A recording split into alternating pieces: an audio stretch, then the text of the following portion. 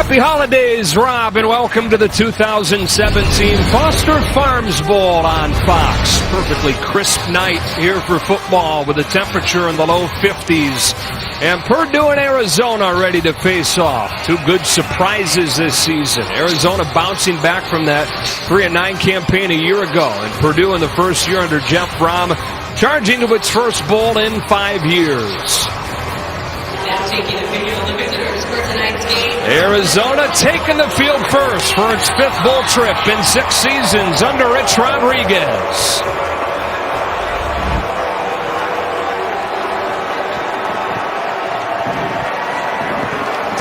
We're thrilled you're with us. We say welcome inside. Joe Davis with Brady Quinn. Bruce Feldman joins us in a moment.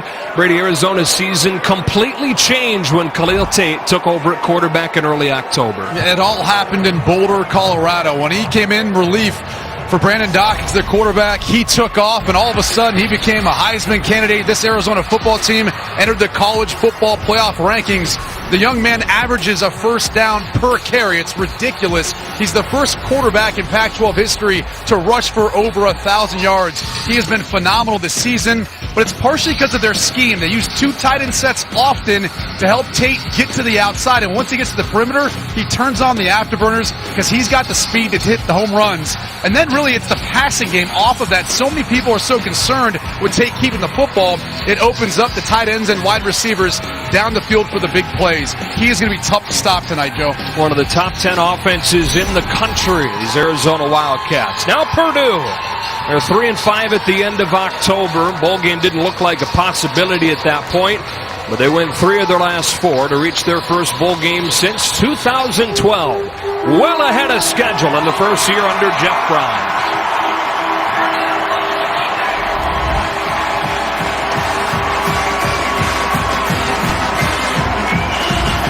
Brom came over from Western Kentucky where the offenses were dominant, but this team, this group, the defense, way improved from a year ago. And it's been their rush defense in particular. They were 115th last year.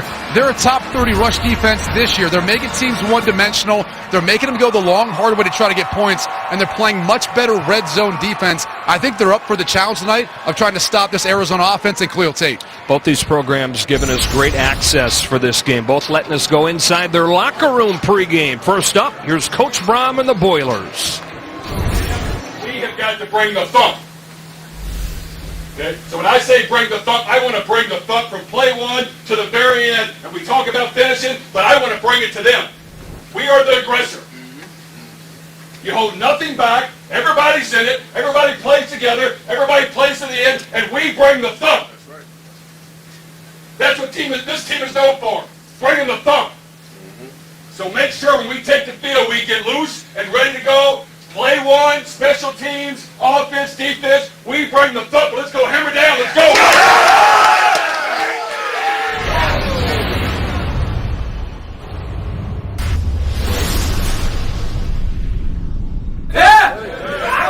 From the opening step to the last step and enjoy our camaraderie. This is the last time this group will ever be together. It's the last time.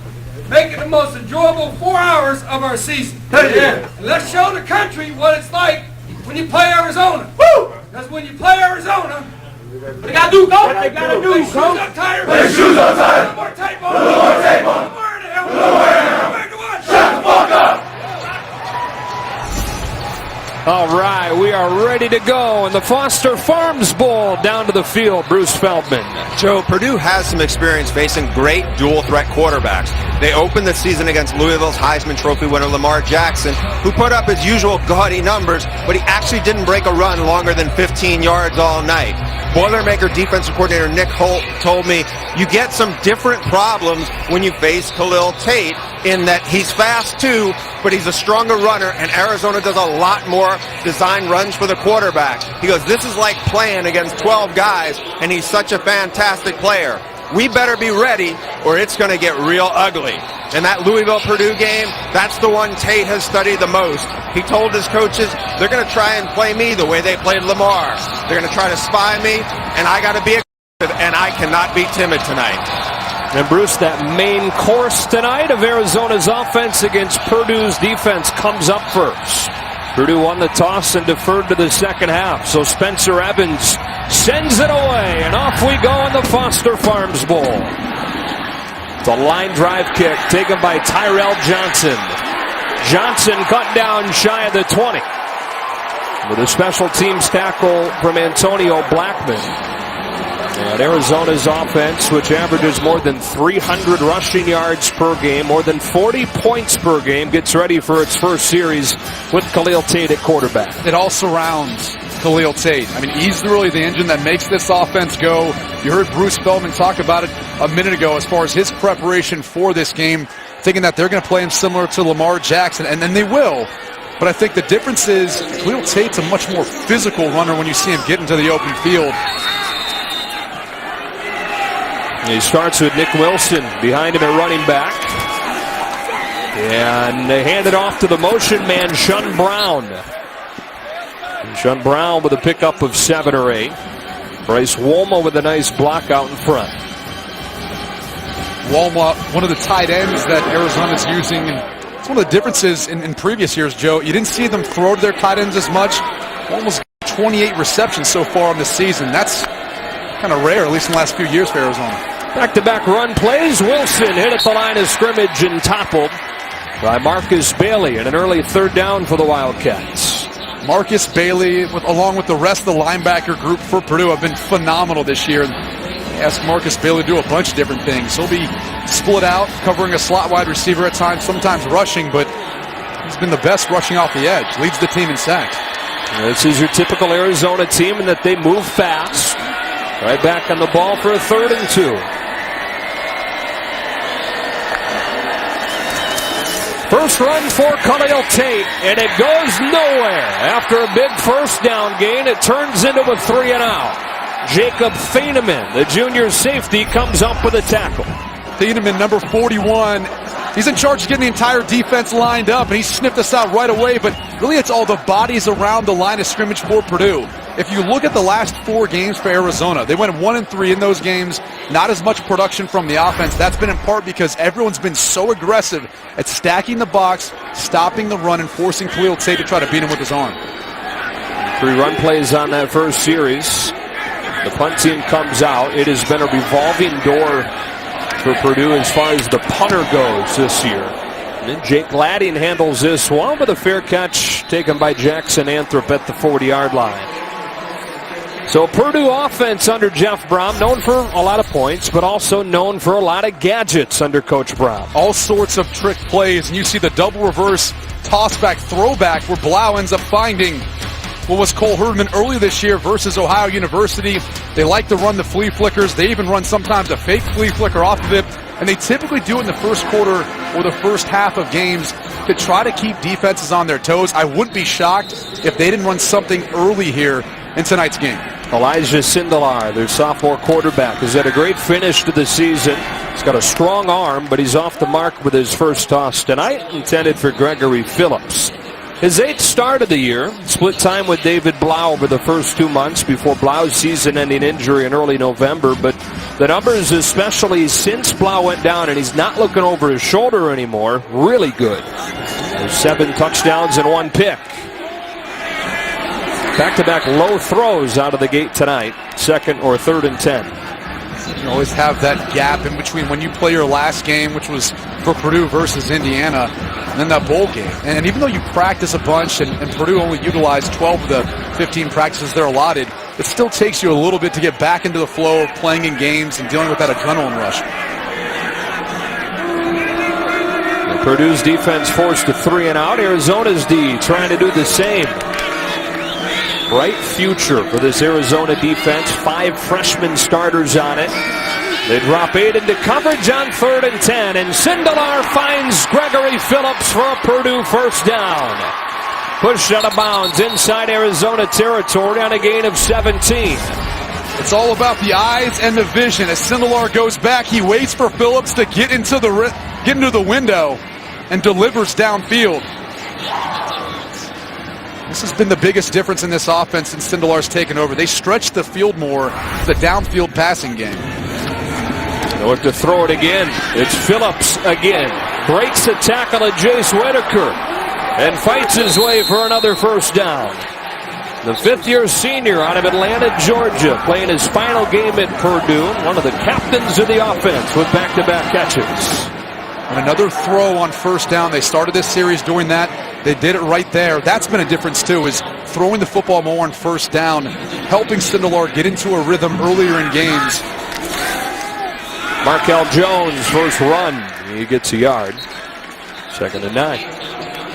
Sometimes you get a little bit easier coverage to utilize those one-on-one matchups on the outside. And it's been one of the differences. You talk with head coach Jeff Brom about getting Sindelar into a flow early in games and just finding some of those easy completions and then building to take shots downfield to a guy like Anthony Mahungu, who's really come on the last 3 weeks since Sindelar's taken over. 21 in black at the top of your screen. Defended right now by Jace Whitaker. Looking in his direction, and instead of going over the top, they throw the speed out. He makes a miss. He takes it to the end zone for the Purdue touchdown. The Boilermakers waste no time jumping in front here in the Foster Farms Bowl. And this is all about timing and rhythm. Sindelar plants his back foot, the ball is out to the outside, and Mahungu makes a miss in the open field. That's in part because this Arizona secondary plays so soft on the outside. It allows that cushion, and you look at a wide receiver like Anthony Mahungu, who's 6'3", 210 pounds. He's physical enough to beat a defender and get in the end zone. Mahungu has really come on over the last month and a half of this season or so. There was a time where it looked like he was going to lose his job. Started losing reps. He took off with a new opportunity because of injury in October and then into November. And he's got a touchdown on Purdue's first drive of this one from Sindelar, who settled in after a couple of misfires to start the game.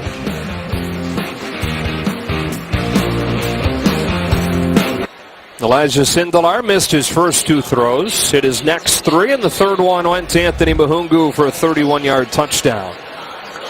Purdue trying to stay perfect this year when scoring on its opening drive. Cedric Peterson back with Tyrell Johnson.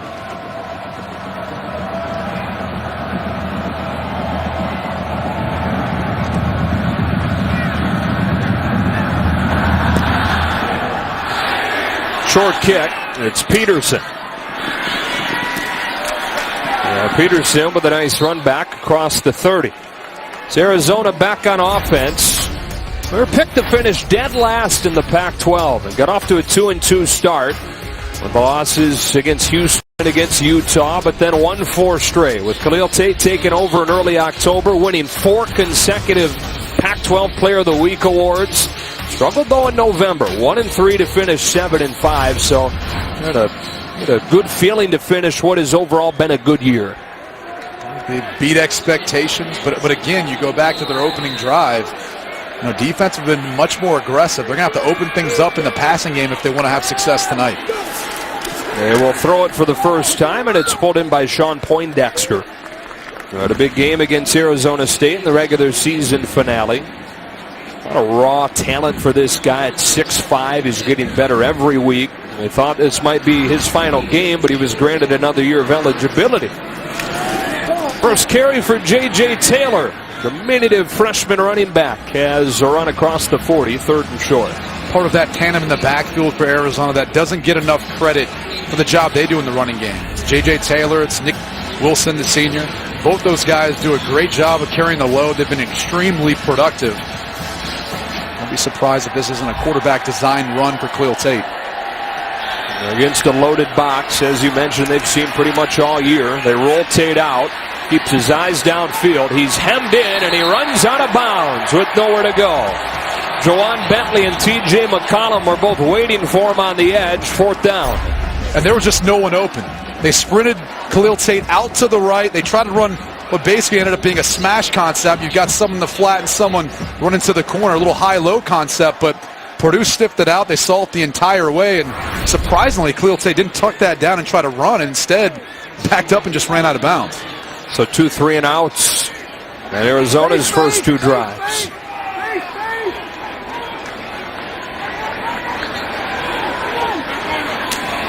Ladding to punt it.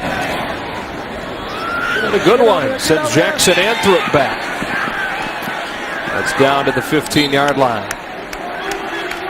Elijah Sindelar and this Purdue offense back to the field in the Foster Farms Bowl. And you come back. Foster Farms Bowl on Fox is sponsored by Wendy's Fresh, Never Frozen Beef Hamburgers, the official hamburger of the NCAA. Yesterday morning, the pep rally in downtown San Francisco in Herman Plaza. Both bands were there. You were there, emceeing it.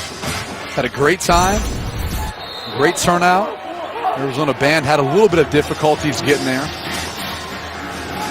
Band starts playing during the play here, and they hand it off for the first time to DJ Knox. Lassoed down after a gain of 7. It's a guy that had surgery on his thumb following the regular season finale. They weren't sure how ready he'd be, at least when he went under the knife, but he's good to go. That is a good thing for Purdue. They are very thin at running back because of injuries all season. Tony Fields makes the tackle here to set up 3rd and short. One of the true freshmen for this Arizona defense. Has been wise beyond his years, runs incredibly well. Whether it's number 1 Fields, number 7 Schooler, or Wilborn, all those guys are special. They pick up a first down here with Knox exploding through that hole. One of the biggest discrepancies in this battle up front is the size of the Purdue offensive line versus a much smaller Arizona defensive front. So they're trying to put as many bodies as they can around the line of scrimmage, but you can't miss tackles when you're filling gaps and you have the opportunity to bring the running back down. Here comes one of those trick plays, and it's wide open downfield, but he stumbled. Cole Herdman stumbled coming out of his break against Flanagan Fowles. He could have had him. He could have had Gregory Phillips running free on a post. Yeah, they ran that play earlier this year versus Ohio University, and you're going to see Herdman's going to release up the sideline, but he kind of stumbles, and Phillips really was just clearing it out for Herdman. It almost looked like he might have hurt his hamstring. Yeah. A little chilly here tonight.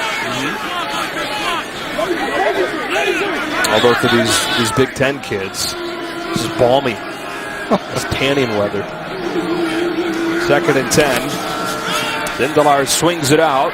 Knox dancing in space. Arizona rallies and shuts it down with Schooler and Fields both there. Yeah, you're right, though. It looked like Herdman pulled up on that hamstring. Herdman's a big part of this offense. You look at number 88, Cole Herdman, number 89, Bryson Hopkins at tight end for Purdue. Both those young men are a big piece of their passing game. 3rd down and 8. This is the big thing. Is Purdue's going to make an adjustment. They're going to come out with an initial formation, and then Arizona has to adjust to whatever they end up shifting to after they get the second part of the play call. Bringing a corner blitz, and it gets home and drills Sindelar. That's Lorenzo Burns, one of those 5 freshmen shot out of a cannon to make it 4th down.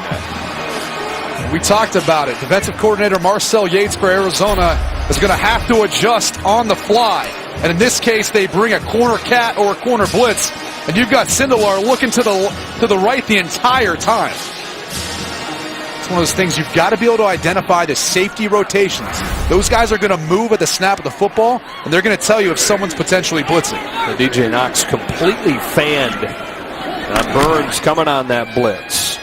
High punt here off of the foot of Joe Schaffer, and a fair catch for Shun Brown. Arizona trying to get its offense going. More than 40 points per game. That's top 10 in the country, but back-to-back 3 and outs so far tonight.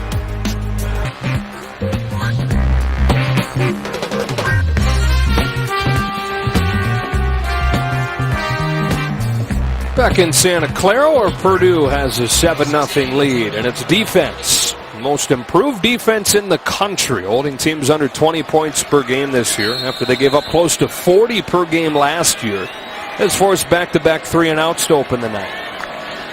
Arizona giving it another try. Khalil Tate off play action is flushed out of the pocket by Antoine Miles, throws across his body and finds Shun Brown for a 1st down in Purdue territory. You hear all about him as a runner. He is underrated as a thrower. And this is where Khalil Tate is special. Watch him as he releases down. He's going to eventually keep his eyes downfield. He's going to find Brown coming all the way across the field. And that's really who he looks for once the play breaks down. It's Sean Brown who seems to always find his way to Tate. Fakes one way, goes the other. Tate trying to get outside. He's able to, getting close to a first down. Thieneman angles him out. They spot him a yard short, 2nd and 1. One of those design quarterback runs for Khalil Tate. There's some misdirection with it, but really it's set up for him to be more decisive. You talked to head coach Rich Rodriguez, who said that's when he's at his best, when he's got the design run where we take out some of the reads and some of those elements, and we just let him use his athletic ability. Wilson cuts it against the grain, running with a purpose for a first down to the 30. And Nick Wilson with a first down gain of 10. Rich Rodriguez will like. 5th bowl trip in 6 seasons as the head man. There's an injured player on this play. Looked like safety Jacob Thieneman. As Nick Wilson lowered his shoulder, there was quite the collision.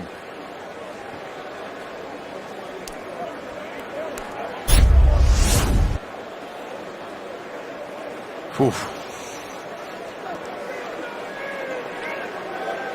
This is a huge loss for the junior out of Noblesville, Indiana. He's the guy who they entrust to help get the defense lined up. This is a veteran secondary for Purdue. He's a big part of it. Not the most gifted guy, but really tough, and the one that gets him lined up. A steadying presence on the back end. But he just got all of Nick Wilson coming at him.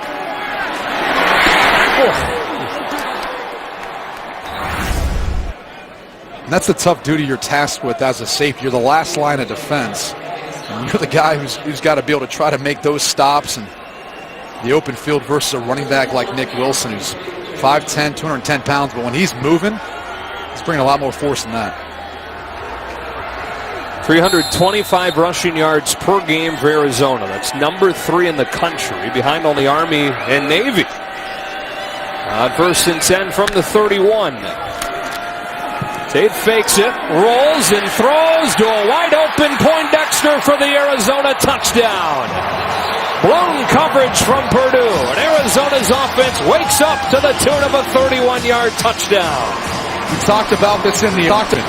This is what happens when you run the football effectively. Watch the eyes of the secondary. Everyone's kind of looking to see if it's going to be Khalil Tate to the outside, and instead it ends up being Poindexter running free with no one in coverage. And also when you look at who that safety is, that's TJ Jallo. He came in for the injured Jacob Thieneman, so you got to wonder if Thieneman's in there, is that play effective? Yeah, we just talked about what he brings is that he's kind of the guy that steadies things on the back end. One play after he goes out, Arizona goes in. Poindexter really coming on for these Wildcats. We're tied at 7. The Foster Farms Bowl on Fox is sponsored by Geico. 15 minutes could save you 15% or more on car insurance. By Foster Farms, the new comfort food. And by Toyota. Let's go places. Go to Alcatraz. Both teams did on Sunday, part of their sightseeing tours as part of the bowl trip. You ever been? No, I've been dying to go. Hopefully I'll get a chance one of these times to come out to the Bay Area. Couple 31-yard touchdown passes in this game. First one came from Purdue, the next one from Arizona. They're tied at 7. And the Boilermakers will have it at the 25. Down to Bruce Feldman. Guys, a couple of injury updates from Purdue. Cole Herdman, their fine tight end, who came up gimpy. It's left hamstring. He kept on trying to loosen up. He said, I'm okay. Grabbed his helmet. He wants to go back in. I would expect to see him. Jacob Thieneman, the quarterback of the secondary, their safety, who got banged up on the last series, he told one of his teammates, it's just a stinger. I'm fine. I'll be okay. All right, but it already perhaps cost them with a blown coverage the following play, leading to Arizona's touchdown. Purdue back on offense. The Princeton, Kentucky native, Elijah Sindelar. He fakes to Markel Jones. Against a rusher, dumps it off. Colin Schooler closes and makes the tackle. The Pac-12 Defensive Freshman of the Year, Schooler. True freshman out of Dana Point, California. And there is Jeff Brom. His first season after the 3 years where he won 30 games at Western Kentucky. Gregory Phillips gets blasted by Jace Whitaker. Arizona's defense starting to fly around, and it's 3rd and long. Making better open field tackles. If you go back to Purdue's touchdown drive, really it was the missed tackles on the outside. Now they're wrapping up. They're rallying to the football and making plays.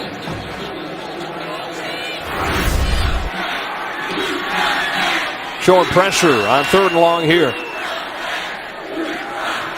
And there's Purdue doing what they often do. Check to the sideline after the defense shows its hand. They're bringing 5. Sindelar steps up and finds a window close to the marker to Bryson Hopkins. We'll see where they spot him as Fields and Young quickly closed on him. Looks like they're spotting him a little bit short. It's good to see Bryson Hopkins back out there. He was dealing with a back injury for a few weeks. Looks like he's going to be short, and they're going for it. Without hesitation. And they're not going to get it. Markel Jones lost a couple of yards. That defensive front coming up big. DeAndre Miller, the 5th-year senior, with a tackle, and Arizona takes over.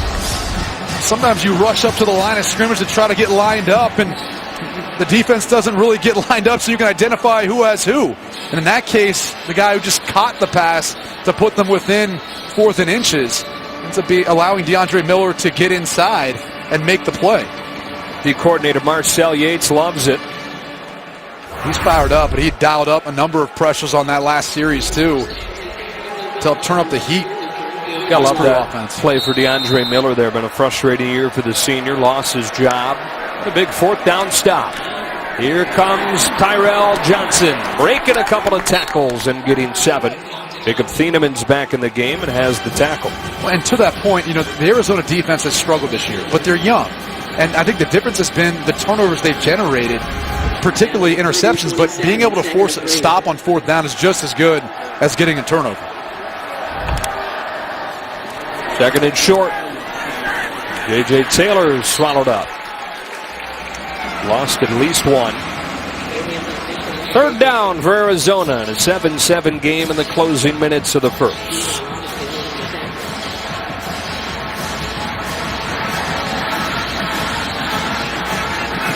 This is where Khalil Tate is still very much a part of the run game. This may be 4th down territory for Arizona as well. But here's the thing. Look at the box. Look how many bodies are around the line of scrimmage. You got one-on-one coverage with no safety help. See if they take a shot. They will. Down the seam. It is another touchdown for Arizona.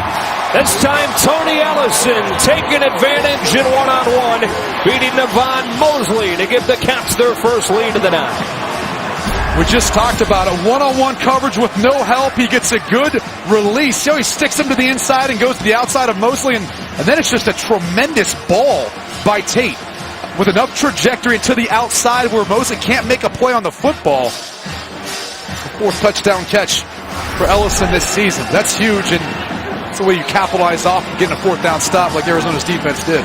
Khalil Tate can really run. He has a cannon. You're seeing the short-range throws, how hard he can throw it. But Rich Rod said the thing that sets him apart is that unlike a lot of guys that have cannons, he knows how to put that touch on it when he needs to. He does here. It gives Arizona the lead, 14-7. Back in 30 seconds. After back-to-back 3-and-outs, back-to-back touchdown drives. And it's the Arizona offense attacking the safeties for Purdue. A lot of times they single them up in coverage, or even when they're in off coverage, if they're playing zone, they try to attack those safeties because Arizona feels like that's where the mismatch is, and they can't cover a lot of their speedier wide receivers. Another touchback for Haversick.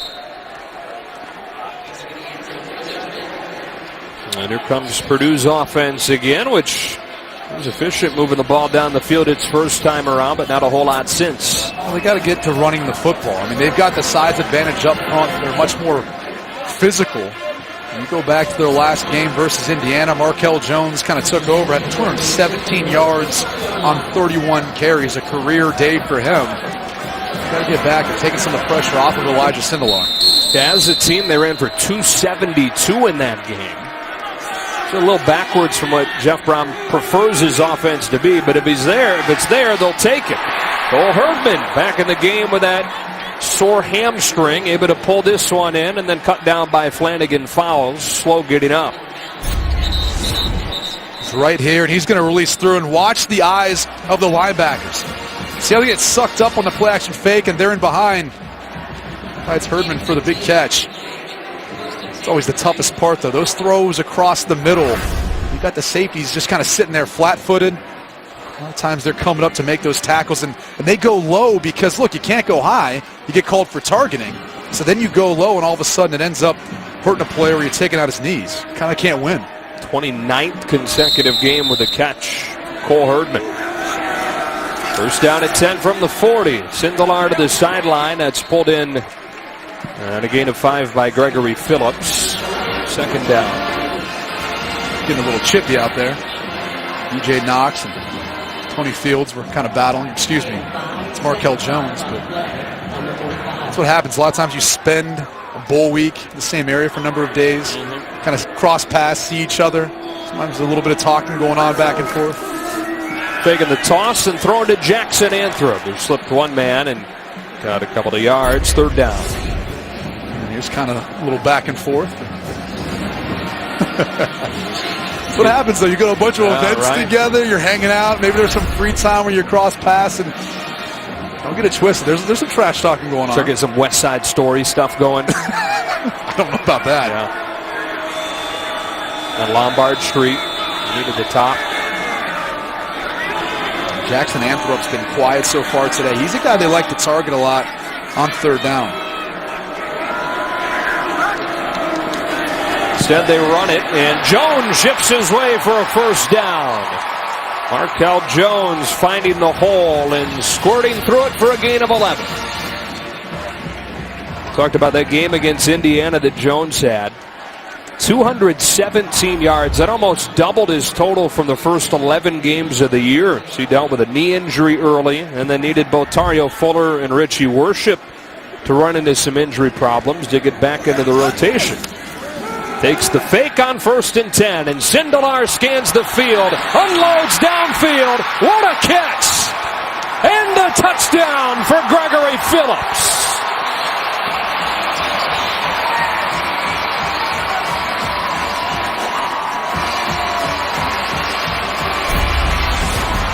This is all Phillips working to the middle of the field. It's at Anthrop on the inside to take away the safety, and it allows the one-on-one. And really, it's going to be a question of whether or not he ended up getting in. It looks like it's clearly a catch, and as he is being pulled towards the end zone, I think he crosses the plane. I think that's going to be a touch, and that should stand.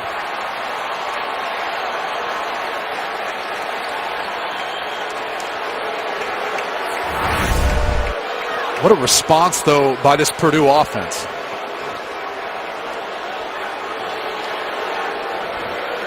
Well, we have Mike Pereira in the building with us tonight, our rules expert. Mike, happy holidays, man. What do you see on this one? Well, what I see is what's different in it's different than in college than it is certainly in the NFL. David Ames, who's just a wonderful guy who was the replay official today, we talked before the game. If in the process of going to the ground that you perform a second act so that you stretch out and actually break the plane, if the ball comes loose after that, it's still a catch. And in this place, in this situation, I think this stays as a touchdown. Mike, my question to you is, because everyone's trying to kind of figure out the process and really the timing of it, because it looks like he catches the football and he takes a number of steps before he really starts to be pulled to the ground by the defender. And in that case, is he really going to the ground when he makes the catch? Because it looks like to me he has possession of it technically before he's going to the ground. Yeah, and that's where you get caught up with the real difficult decision. Yeah. And is he actually going to the ground or not? You could make a case either way, which I think you would have it stand based on that alone. But if you really do, and this is the big controversy that they had last week in the NFL with Pittsburgh and Jesse James, the rule is different. Yeah. So even if David Ames says that he's going to the ground, the fact that he actually extends the ball out and the ball appears to break the plane or really close. If you take a look at the left elbow hitting the ground, is it just barely short? But I think really one thing is clear, it's a catch. After review, the ruling on the field stands as called. Touchdown. And as we always talk about, Mike, it would have to be indisputable to overturn that, at least of it being a touchdown. But clearly, as you noted, it's definitely going to be a catch. And the language that they use is beyond a shadow of a doubt. Yeah. And clearly, when you look at things, and that's where the NFL has got lost, they've lost that standard. The ruling on the field is right unless it can be proved wrong beyond a shadow of a doubt. Good job by David Ames with staying with this call. And the officials on the field to get it right in the first place. Absolutely. A great call by Joel Wetzel, the back judge. This Big 12 crew. J.D. Dellinger adds the extra point. We've got a good one going to the Foster Farms Bowl. 8 consecutive completions from Elijah Sindelar. This one to Gregory Phillips. Back in 30 seconds. Holiday Bowl coming up tomorrow on FS1. Top 25 matchup. Washington State and Michigan State. You get the all-time leading passer in the Pac-12 and Luke Falk. One end of the career spectrum, his final game, and then on the other end, Brian Lewerke took over as the starter this year for the Spartans. Yeah, I can't wait to see this matchup. I mean, you've got, again, 2 defenses, too, that are pretty stingy when you look at Michigan State going up against Washington State with Hercules Mataafa. You know, he's tough getting into the backfield. It's going to be a fun matchup to watch. Tyrell Johnson takes it in. So Arizona will have it from the 25-yard line. Khalil Tate and the Arizona offense have gotten it going after a couple of 3-and-outs. There's a flag down on that kickoff, by the way. And here's Brad Van Vark to let us know why.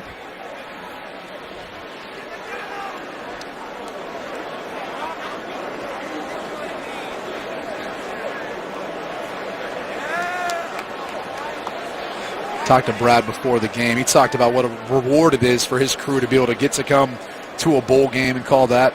It's not just for the players and coaches and the teams. It's also cool for the officials. We have 2 fouls on the play, 1 on each team. Unsportsmanlike, number 5 of Arizona. Also unsportsmanlike, number 23 of Purdue. Those penalties offset. It'll be first down, Arizona. As if it never happened. From the 25-yard line, here comes... And 23 of Arizona. Those are both players' first unsportsmanlike fouls of the game. So here comes Khalil Tate and Arizona. Let's take a look. Looks like it's right there. Jallo. And clearly takes a shot with his left hand. And let's see. Yeah, it looks like it might be more than unsportsmanlike. But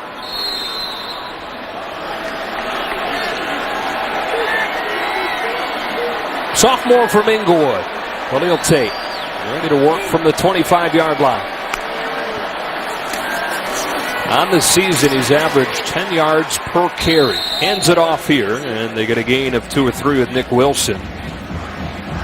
Backup coming out of fall camp. He had some opportunities in September, but battled an injury of his own to his throwing shoulder, so he continued to come off of the bench. If there was maybe a crack in there for him to become the guy, his health kept him from that being the case. He took over for good in early October when Dawkins went down against Colorado and hasn't looked back. He's going back here with a pressure from McCollum and finds an open man downfield. Sean Brown stays on his feet and crosses the 35. A couple of times already we've seen Tate roll and extend the play and find Brown. And I can't tell you how many times we've seen Khalil Tate over the course of this season. Once he gets outside the pocket, he's looking for number 6. And Sean Brown has an uncanny ability of finding a way to his quarterback to make catches when he's scrambling. Brown comes in motion here. They come downhill with J.J. Taylor. And Taylor charges forward for 8. We talked about Tate taking over in October. How about what he did right after taking over? Set an FBS quarterback record in that first game with 327 rushing yards and started a string where he won 4 consecutive Pac-12 Player of the Week honors. He was a legitimate Heisman candidate at that point. I mean, he really bursted onto the scene, and he talked about how it was tough dealing with all the attention. All of a sudden, everyone was telling him how good he was, how good looking he was, telling him how good he smells. They said, I wasn't even wearing cologne, but people would be telling him that in class. Sense natural. 3rd and short. They bring Zach Green into the game at running back. A 230-pound bruiser. It's like the wing tee from Shotgun. Green's got it, and a first down. What he does, he's carried it 65 times this year, scored 11 times because so many of those touches come down around the goal line. Another 5th-year senior from Miami. Saw him in the elevator. We're staying at the same hotel as Arizona.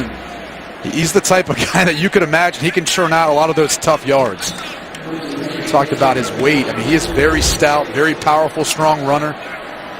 Keeps his shoulder pads parallel to the line of scrimmage and keeps driving through initial contact. Closing seconds of an entertaining first quarter.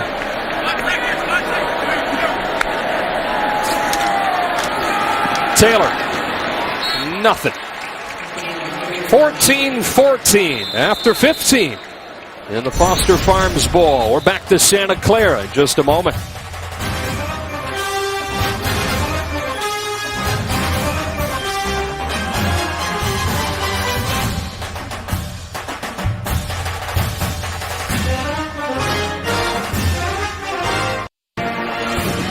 Welcome back to the 2017 Foster Farms Bowl on Fox. Entertaining first 15 minutes, locked at 14.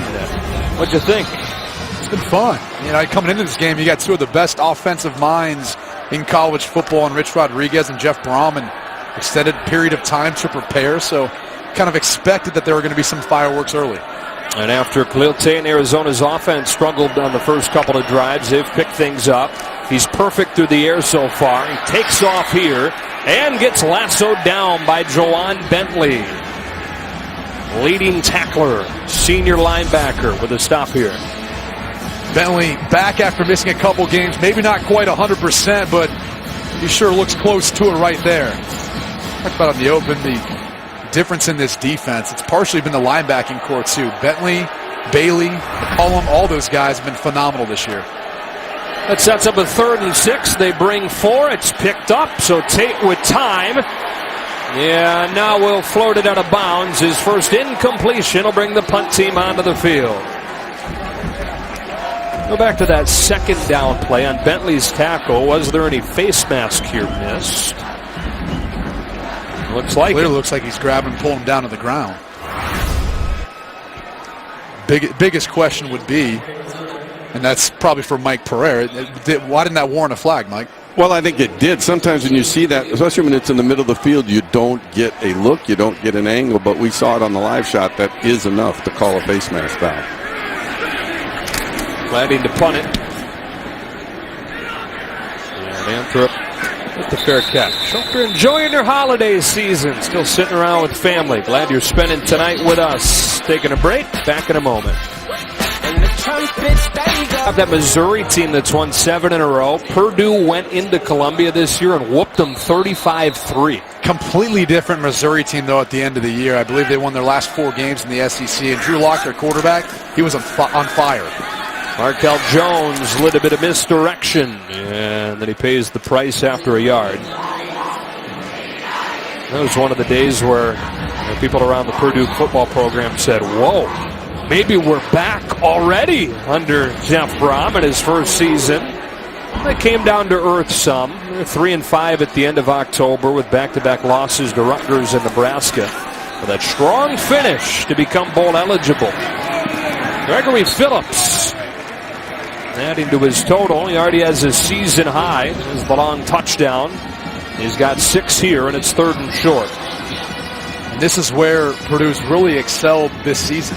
These 3rd and short scenarios. They were actually number 1 in the Big Ten in 3rd and short. Typically, they utilize their running backs. Now, they've been a little bit banged up, but with Markel Jones and the big offensive line, that advantage versus the Arizona defensive line, you'd think that running the football here would be the wise play.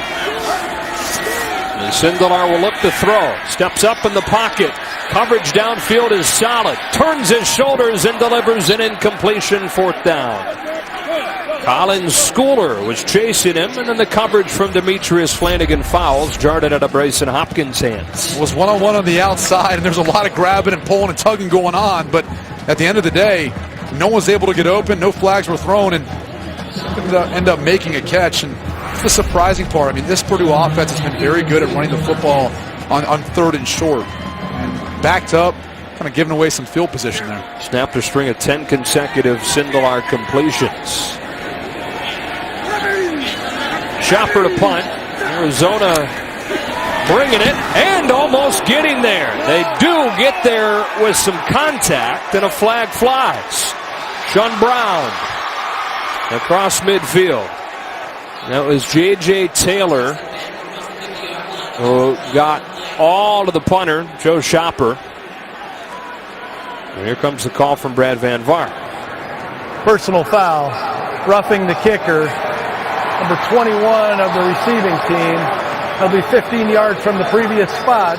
Automatic first down. Key being that he gets the plant leg of Chopper, making it a personal foul, as opposed to the kicking leg, which would have made it running into the kicker, although in this situation still would have been a first down. Yeah, and the key is watch how he leaves his feet. Once he goes up in the air, it's going to be a lot harder for him to try to adjust when he comes back down and not make contact with the punter. One of the mistakes you make when you're a young player. J.J. Taylor, obviously a freshman, still kind of learning the traits of special teams. Been phenomenal as a running back, but clearly a mistake you just cannot afford to make. First penalty of the game is a big one.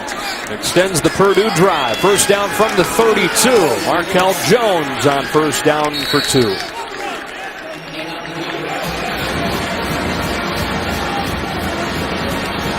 Colin Schooler got there in a hurry. Good player, huh? Oh, he's a tremendous player. Already receiving so much attention. People are comparing to Scooby Wright, who was an All-American. He said, I don't necessarily deserve that praise yet, but eventually I'll take that claim. Wahogu quickly tackled by Jace Whitaker. They have 60 newcomers on this Arizona roster. 22 freshmen on the 2D. And in this defense alone, we talked about it earlier, but 5 freshman starters who have pretty much been in there all season. And then you've got a mix of fifth-year seniors. It's quite the mix of youth and then experience. Fifth-year guys like Luca Bruno, Parker Zellers, Wayne Cruikshank, guys who've been around the program for a while. Markel Jones has a first down. They run it on third down and 4 and pick it up with a gain of 6.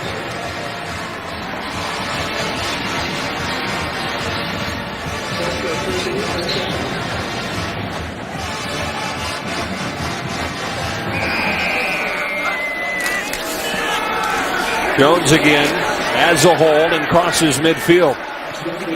Tony Field stops him, 2nd and 4. This offensive line starting to take over now for Purdue as they pick up their tempo running the football. It's all really led by their center, Kirk Barron. He's the guy who sets everything up, IDs the middle linebacker in the blocking scheme for the O-line, helps get that initial push. Jones again gets a couple more, 3rd and short. Barron, the team captain out of Mishawaka, Indiana.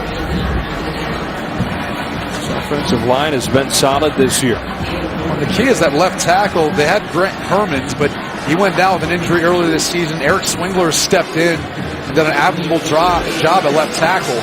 But it took away an additional package where they brought in an additional tackle to play an eligible tight end. That used to be Eric Swingler, and because of the lack of depth on the offensive line, they've kind of done away with that. Typically they use it in short yardage scenarios like this. If they ride that line on 3rd and 1, they look to Jones, got hit at the line of scrimmage and didn't get it. Somebody came flying through there. Tony Fields to get credit for the stop. And 4th down and 1. This is the issue when you don't follow your blockers. In that case, they pulled Matt McCann, their right guard.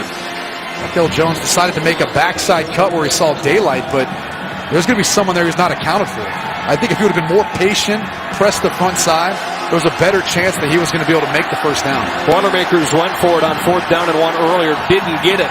4th down and 1 in Arizona territory. Trying it again. Markel Jones again with a much different result. First down Purdue inside the 25. Over a gaping hole on the right side for 24. They utilize all sorts of different schemes. It's a pin and pull.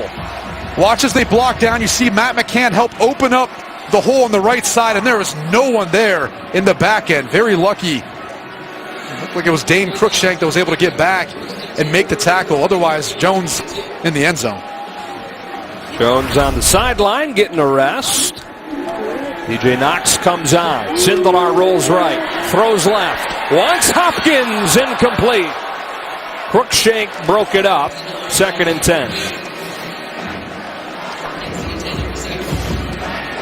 Oh, so close. Obviously trying to set up a throwback to their tight end. Credit Dane Cruikshank. 5th-year senior who's playing that spur position for Arizona. He's moved around a little bit, got invited to the East-West Shrine game where he got an opportunity to showcase his skills to NFL scouts. Sindelar has it knocked down to the line of scrimmage, 3rd and 10. And it looked like that was number 8, Trevor Wood, who kind of moonlights as tight end, defensive end. You talked to defensive coordinator Marcel Yates. He said, I'd like to steal him for my defense. For good. Well, he's 6'6", 260 pounds. And you can see he's got the athleticism. He understands exactly what to do if he doesn't get to the quarterback. Put those big long arms up, bat the football down. But Marcel Yates thinks he could really be a difference maker for this defense if he had a full year of off-season 2 to help prepare him. Yeah, and he thinks week 1 next year there's a good chance that Trevor Wood will be the starting DN. Sindelar lets it fly. He's got another touchdown to Gregory Phillips. What a day the 5th-year seniors have it. No touchdowns in the regular season. 2 in the first half of the Foster Farms Bowl. This is just a well-designed play. Once he stops here, watch how the defense, everyone's going to be attracted to Pittman, number 81. It helps open up the hole in the back end for Phillips. And he makes the catch. It's a well-thrown football that allows Phillips to make the catch and run and get past the Arizona secondary. And this is really where they've struggled, Joe. I mean, they've given up a lot of yards, a lot of points. Have been good getting turnovers and interceptions, lead the Pac-12, but just had a hard time getting stops. And Purdue has jumped back in front. Now that extra point is hooked wide. There's a flag down. A lot going on an extra point here. Well, I think this all goes back to J.J. Taylor and the roughing the punter. Offside. Defense, number 9. Half the distance to the goal. Will replay the try. And it's Cruikshank in that case. But it goes back to the roughing the punter by J.J. Taylor, allowing the Purdue drive to stay alive, giving them new life. And then Purdue capitalizing on some plays, but even in this instance right now, Arizona just hurting themselves. The stages of Rich Rod's anger, he's starting to boil. Those 2 key penalties, really 1 key penalty, and another leading to another opportunity here for Spencer Evans.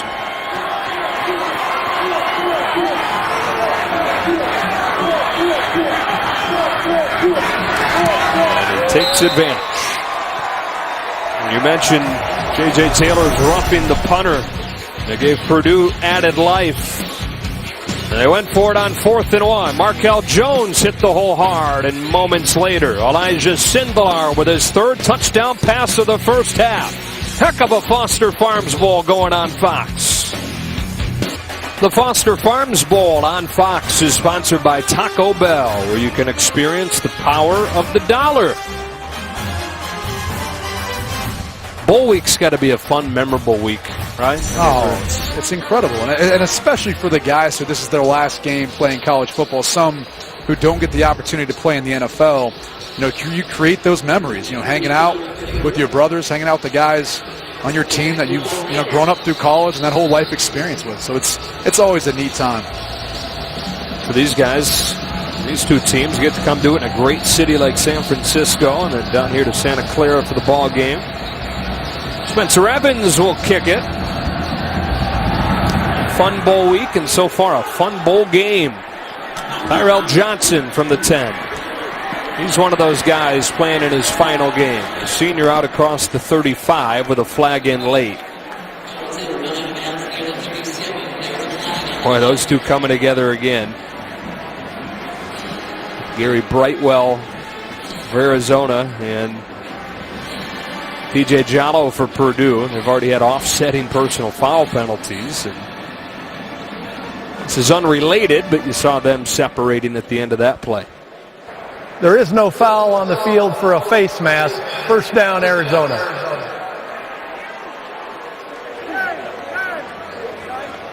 So Arizona will have it at the 38, trying to come from behind now with what Elijah Sindelar has been able to do. 14 of 20, 165 and 3 touchdowns. Yeah, after a couple poor passes to begin the game, he's really found his rhythm. That's what happens when you have all this additional time to prepare.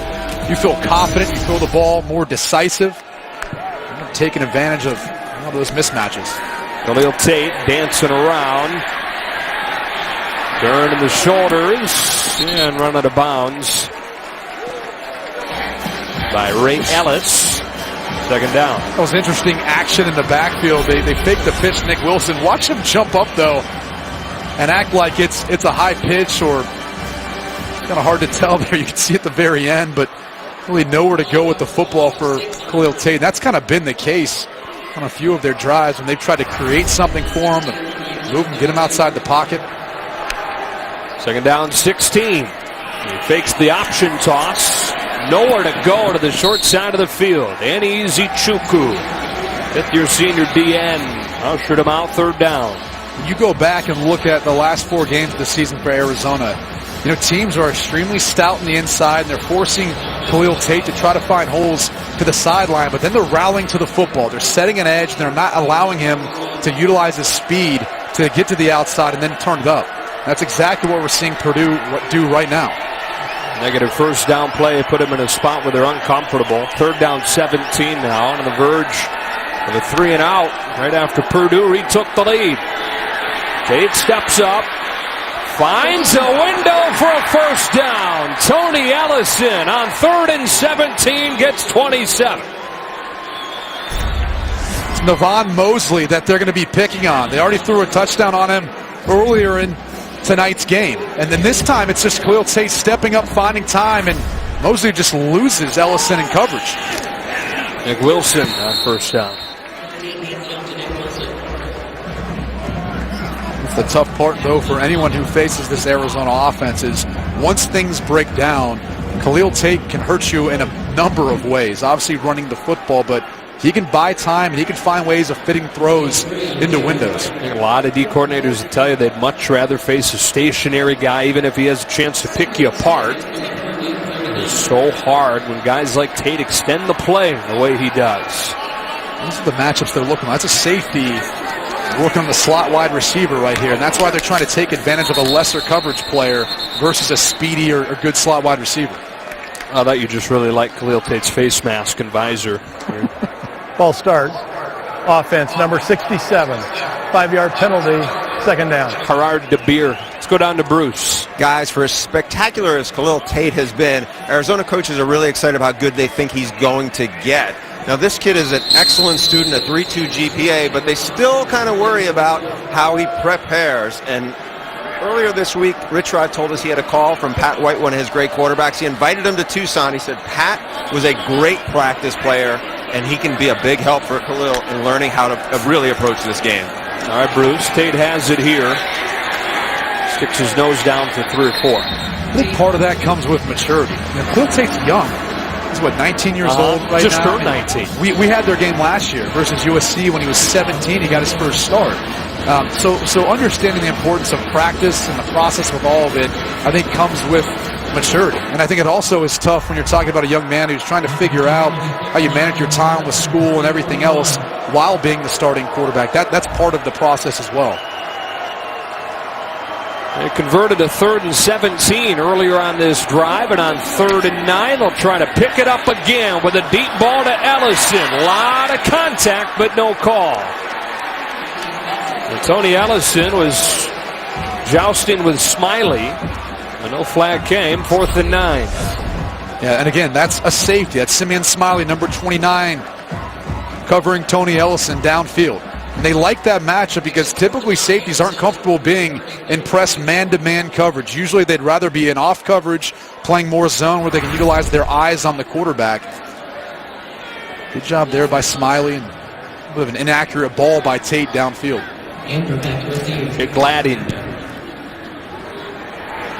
Anthrop bluffs the fair catch, and it bounds into the end zone, setting Purdue up. With 6:17 left to go in the first half. The Boilermakers in a bowl game for the first time in 5 years, and trying to cap Jeff Brom's debut season with a win over Arizona in the Foster Farms Bowl. Boilermakers in front of the Wildcats 21-14, and with the ball, Elijah Sindelar, Khalil Tate, both playing well so far. Both of them taking care of the football too. That's always the biggest thing. One of the reasons why I think this Purdue offense has been better from a year ago. At this point in the season last year, they had thrown 25 interceptions. So far this year, only 10 between Blau and Sindelar. Play action to open this drive, and Sindelar floating off of the fingertips and incomplete. He wanted Bryson Hopkins, who was chased by a few Arizona defenders. 2nd and 10. Just haven't been able to get into a rhythm with their tight ends to throw a little bit high off Hopkins' hands. He's about as athletic as they get. Son of former Pro Bowl tackle Brad Hopkins for the Houston and Tennessee Oilers and Titans. Looking to throw it back. He's got a wide open Jackson Anthrop. Stays on his feet, and Schooler somehow recovers to tackle him on his second try. But it's a gain of 20 and a first down. This is one of the things that Purdue does so well.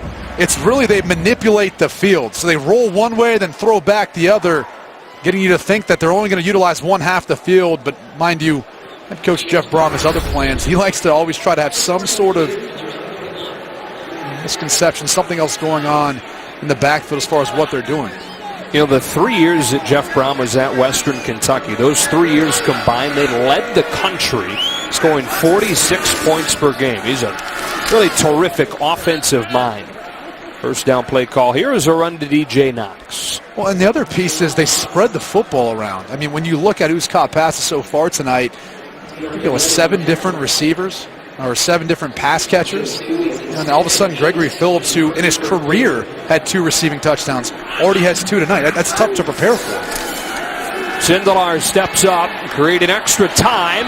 Mahungu makes the reception at the 22.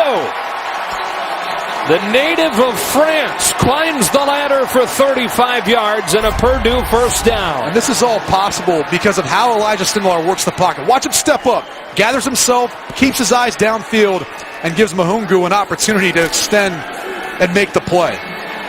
It's incredible to think about the story of Anthony Mahungu, from where he came from, how he learned about the game of football, and what he's developed into. This is Luca Bruno, senior for Arizona, injured back around the line of scrimmage. Had an opportunity to meet this young man at the pep rally earlier this week. You could tell he's one of the leaders of that defense. Talking to Marcel Yates, he talks about how those guys are constantly trying to teach the younger players, you know, what to do, how to do it the right way, leading by example. On the left side of your screen, you see it's DJ Knox. And that's what you're taught to do as a running back. Help out your offensive lineman with some of the better defensive fronts. And you can clearly see he gives them a little shot. It looks like he got underneath his ribs. After the long catch from Mahungu, first down at the 22-yard line. He's surprised they didn't go back to him. Game's first 2-score lead off play action. Sindelar scanning the field. He comes underneath to Gregory Phillips, who's been his favorite target today. Phillips has a first down. What a first half for this guy. His 8th catch already. It's all effort. I mean, it's all the turning of the legs after the play. We're initially trying to get it to the tight end across the middle, but that opened things up for Phillips. It's just all effort after that. They said first down. They spot him a yard short. 2nd and 1. On his 8th catch of the day, already a career best.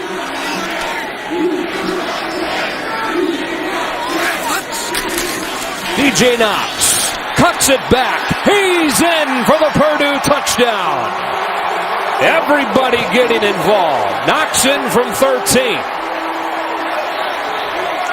Well, Arizona gambled, and they lost, and wisely Knox sees the backside cut. You're going to see the corner blitz, and he doesn't keep contained. And that's the risk that you run when you decide to bring a blitz.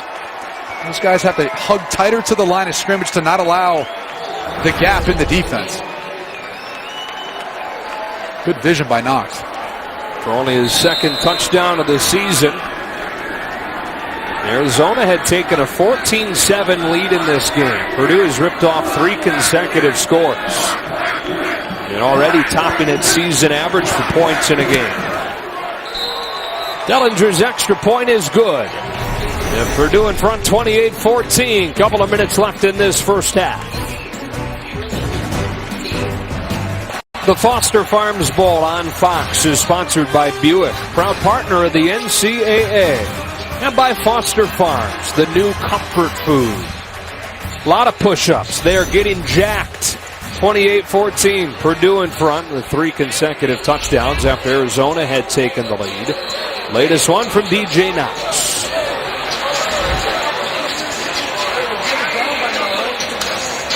Tyrell Johnson will return this kick.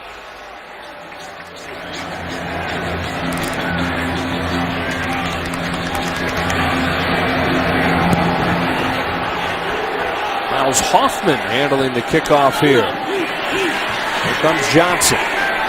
Tyrell Johnson across the 30. Let's go in the huddle, brought to you by SoFi, a modern finance company. We've seen flashes from this Arizona offense. What do they got to do to recapture some of that? Well, they got to start running the football. And this offense has come in 3rd in the country, averaging 324 yards a game. We only have 49 right now. I'd like to see some more quarterback design runs for Khalil Tate. He's got 7 rushing attempts, but a couple of those have come really from scrambles off of pass plays. And then they've got to capitalize on the big plays when they take their shots, in particular on the safeties of the Purdue defense. Which they did for both touchdowns. And first down from the 33. J.J. Taylor joining Khalil Tate in the backfield. The first down throw and the quick game Poindexter. And only 3 or 4. DeJuan Hunt with the coverage. And they still have plenty of time in this half to put together a nice drive. Arizona started with the football to begin the game, so Purdue will get it coming out of half. But as hot as Purdue's been on offense, you'd almost like to try to end the half with you keeping the football and getting a score.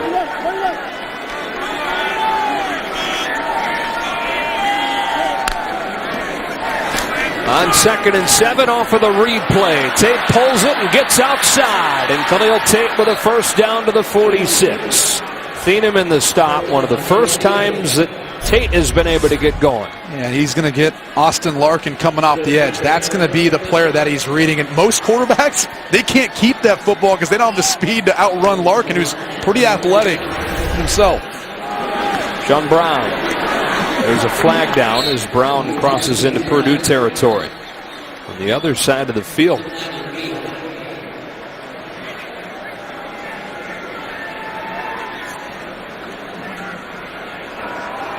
Illegal shift on the offense. 2 men were in motion and never got reset.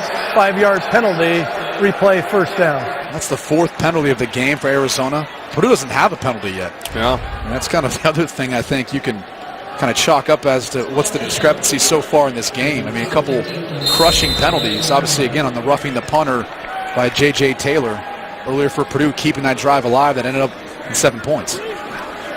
So 1st and 15 back at the 41 instead of 2nd and short in Purdue territory.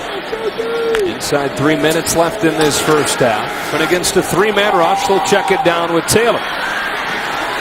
Nice sure tackle from Marcus Bailey.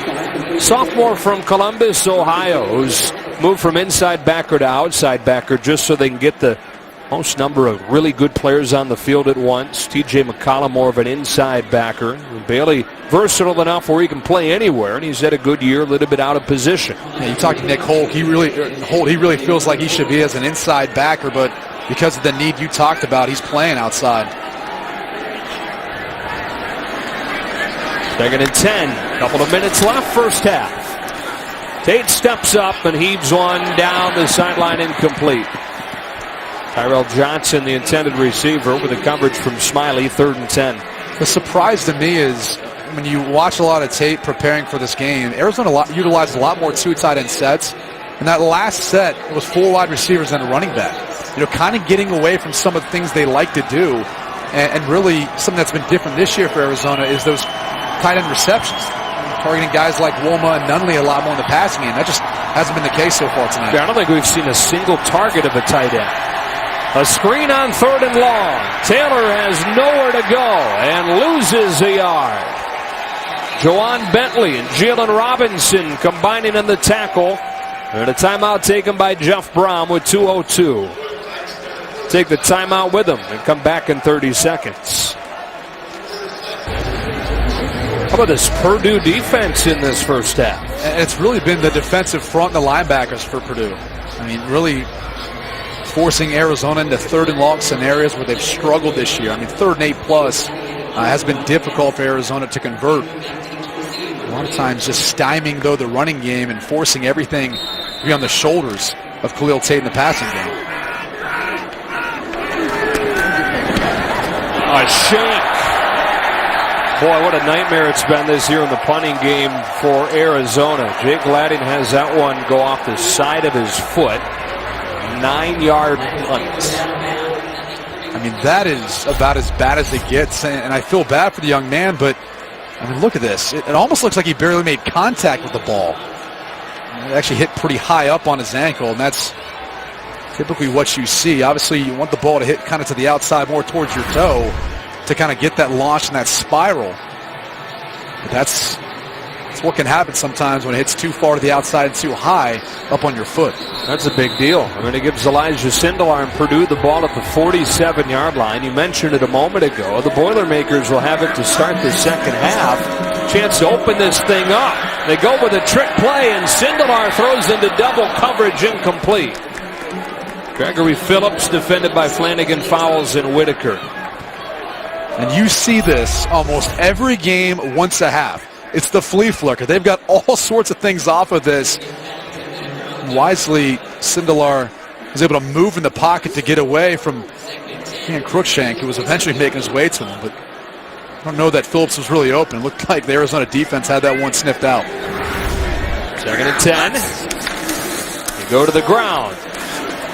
Jones taken down after 1. We go down to Bruce. Joe, when people wonder about how Jeff Brom changed the culture here, you talk to the people inside the program, and they told us Brom's no slogan motivator. One of the first messages to the team after he arrived here was he told them, you guys just don't play hard, and we're going to fix that right away. And before we do nothing else, we're going to play hard.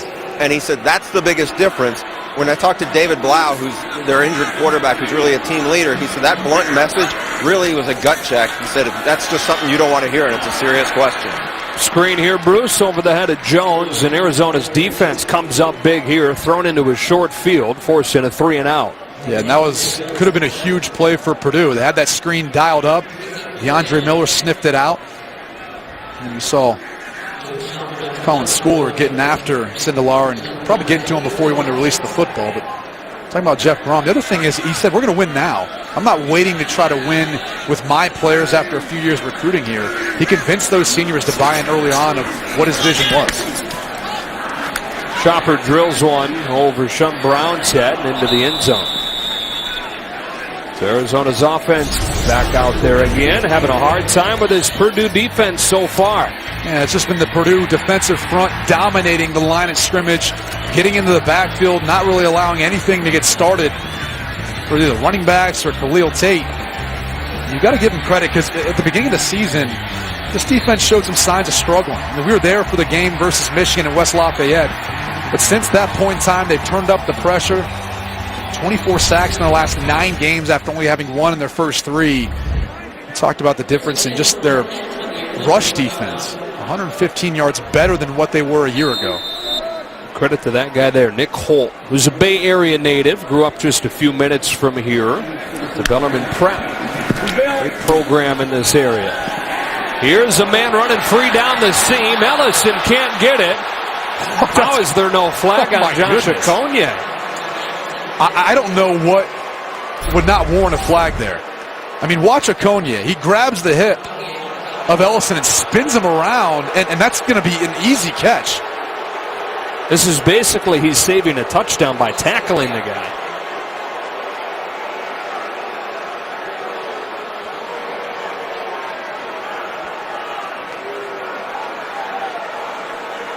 I mean, that looks like the definition of pass interference. That's surprising. Second down 10. They'll try it again over the top, and this one connects.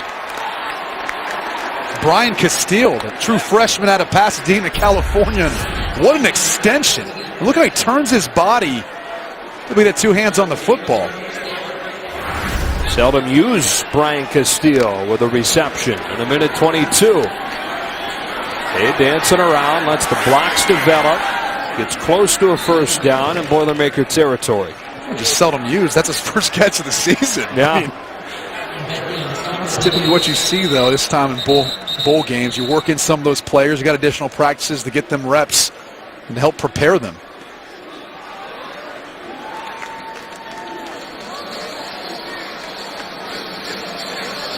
Simeon Smiley coming off the field. Played a pretty good first half. He's come in a lot more often lately as their nickel safety. If they play those 3 safety personnel groupings versus the 3 and 4 wide receiver sets that Arizona plays, it's Thieneman, Mosley, and Smiley who end up coming in playing together. A minute 8, all 3 timeouts for Arizona. Could really use a touchdown here with Purdue set to get it to begin the second half. He's got room off the left side. Khalil Tate has a first down inside the 35. And I don't know how you let this happen. Watch, I mean, there's no one for Khalil Tate on the backside.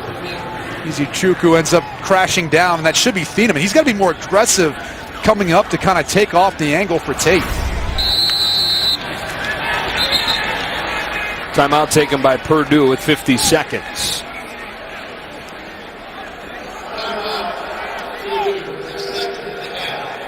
Coming up at the half, stay tuned. Rob Stone, Dave Wannstedt, Matt Leinart, Robert Smith, whole gang together for the State Farm halftime show.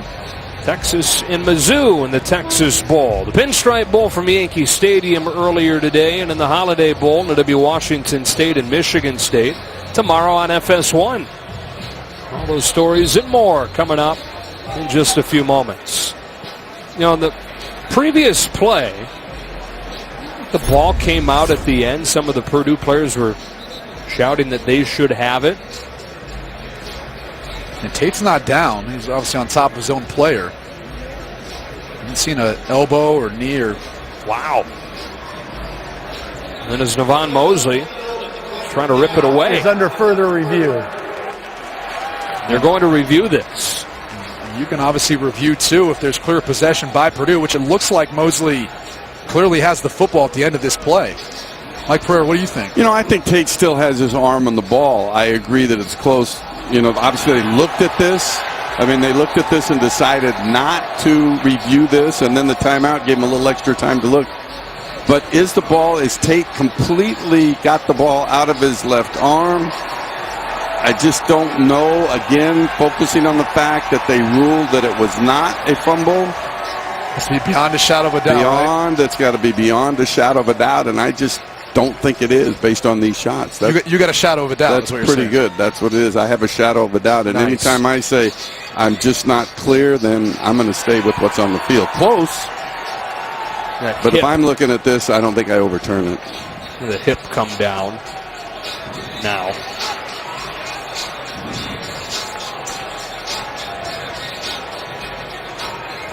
It would be huge in the sense of momentum for really Purdue at this point, stopping this drive, because Arizona needs to do something. Given, as I mentioned before, Purdue gets the football coming out of half. So any sort of points right now would be good for Arizona just to get some momentum going into the locker room.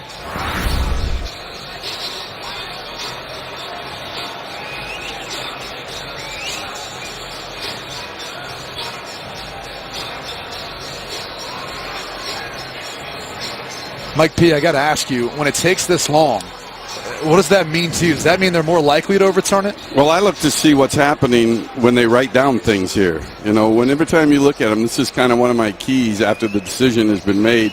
If they're writing down things, you know what that means? They're getting a new yard line. They're getting a new clock. It lends you to believe that they are going to reverse this and say that he did get the ball out of his hands before he hit the ground.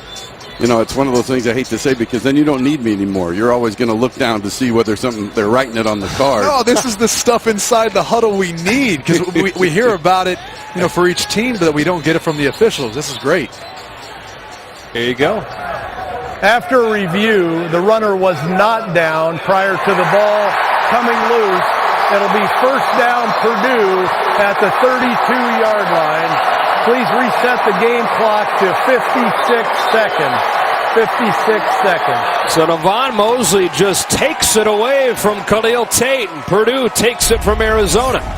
The first turnover of the game, and look at defensive coordinator Nick Holt. How fired up is he? And then there's the dance by Mosley. So 56 seconds, Purdue with the ball and a timeout. And the penalties have mounted. Now the turnover. Kind of a mistake-littered second quarter for Rich Rodriguez's bunch. They could be in trouble here if Purdue can put together a scoring drive. I'll be curious to see how aggressive they are. Only because, again, they get the ball come out of half. Right. And it looks like they're bringing in a formation that would lead you to think they're just going to kneel on it. But they do have a timeout left, or a couple timeouts. You're always careful with gadgets when it comes to Jeff Brom. Maybe a trick play? Yeah, what are we doing with going to a kneel down 56 seconds? And you bet it is a trick play. They hand it off to DJ Knox. He gets a first down and more. They fake the kneel down and run for 41 yards. Jeff Brom strikes again. He's only 5'7", so when he crouches down, he gets lost in behind the offensive lineman, and Sindelar kind of almost makes it look like it's a sprint out. And then it's student body left for the tight ends, and Markel Jones running downfield. What a play design. Third trick play they've tried today, and the first one that works is the fake kneel down. The previous play is under further review. Mike, any idea what we might be looking at here? Well, you certainly look at who they hand the ball off to. Does he have a knee down? He does not. Might they be looking at something down the sidelines where he stepped out of bounds? If he stepped out of bounds before they actually ruled him out of bounds, I would think that's probably the thing that's most in question. But clear the handoff is legal. Number one is in a legal back position. So it's got to be just where he may have stepped out of bounds. If we go back to the very beginning, I think the thing that's most impressive about it is when you call up a trick play in the huddle, guys kind of get antsy, and the offensive line didn't. They held their water, then released. The runner's knee was not down, so the ruling on the field is confirmed. First down, Purdue. And then how about the patience for DJ Knox sitting there with the ball in his hands, waiting for what has to feel like an eternity before actually taking off. It's a scary feeling. But watch the offensive lineman. They pause, acting, and then all of a sudden they release. I mean, that 1 second or second and a half pause feels like an eternity. That's that month of bowl practices synchronizing that timing. And they turned it into a big play. Put the ball inside the 40-yard line with 47 seconds. And this is that area of the field when you look at Anthony Mahungu, and we've already seen him tonight, but they like to target him when they take some shots because of his size advantage and how good he's been elevating to grab the football. But it's typically come plus 50 when they get him isolated one-on-one. Rich Rodriguez hot about something. Let's bring in Bruce. Guys, just a little bit of an update on that play. So last year in the Boca Bowl, Western Kentucky, Jeff Brom's old program, they ran that play right before the half and had a big play in it as well. Obviously, Jeff Brom wasn't there as a coach, but his staff, a lot of those guys who are now at Purdue with him, they pulled that off and executed it well, and they did it again, obviously, tonight. I was actually there to witness that game. It's an annual event for my wife and I. We go up, see the Boca Bowl, and go grab some dinner afterwards, a little date night for it. But I recall the play, remember seeing it, end up getting points off of it on that drive. As Bruce pointed out, it was Nick Holt as the interim head coach at that point for Western Kentucky. Nonetheless, I'm sure that play did come from Jeff Brom's playbook. We're trying to cap it off with some points here.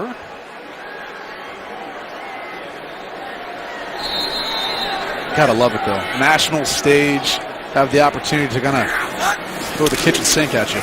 Knox to the 30.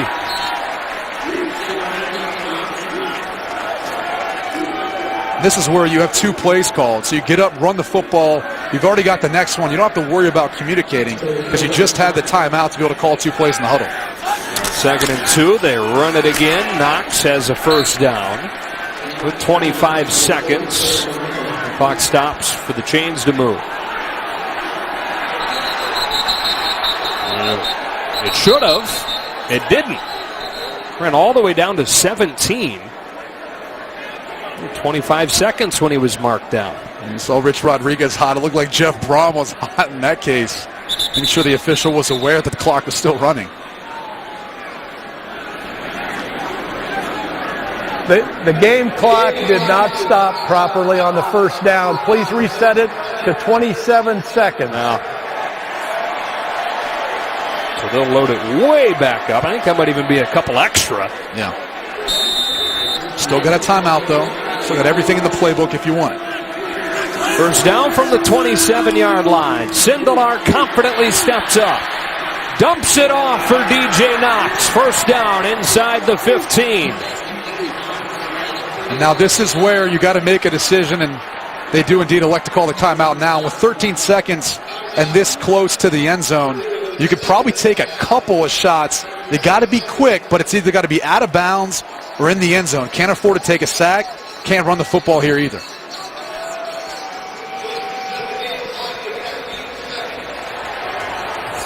And it ran a couple of more seconds. We're going to reset it to 15.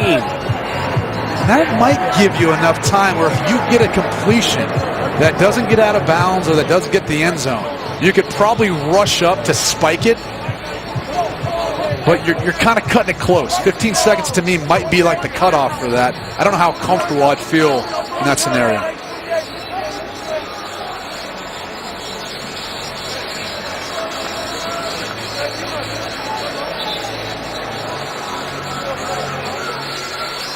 Now, we're being told they've given, at some point, Purdue credit for a timeout back that had been taken off of the scoreboard. So they still do have one timeout remaining.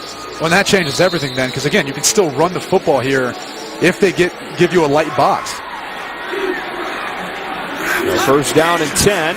They do run it. And Markel Jones is inside the 10. They will use that final timeout now. Mike Pereira. They got the timeout back because of the fumble play. What they did is ruled it was not a fumble and down, so actually Purdue took a timeout, and then when they looked at it, reversed it to a change of possession. The clock stops on the change of possession, so that's why they gave him the timeout back. There you go. And so now you're looking at a scenario where with 10 seconds left, you've probably got one shot, safely, one shot to the end zone, and then after that you're kicking a field goal. Great opportunity, though, to distance yourself from Arizona, though. Again, scoring here and getting the ball coming out of half. Doesn't seem like the last 2 minutes of this half has taken like an hour. Had a couple of reviews. Let's find it interesting. Elijah Sindelar only wears one little strip there of eye black, not 2. It looks sweet, though, dude. It does. Sindelar has been phenomenal in the red zone this year. High completion percentage, not turning over the football. So you can trust him to take a shot here. And it's really been Mahungu and Hopkins, their tight end, number 89.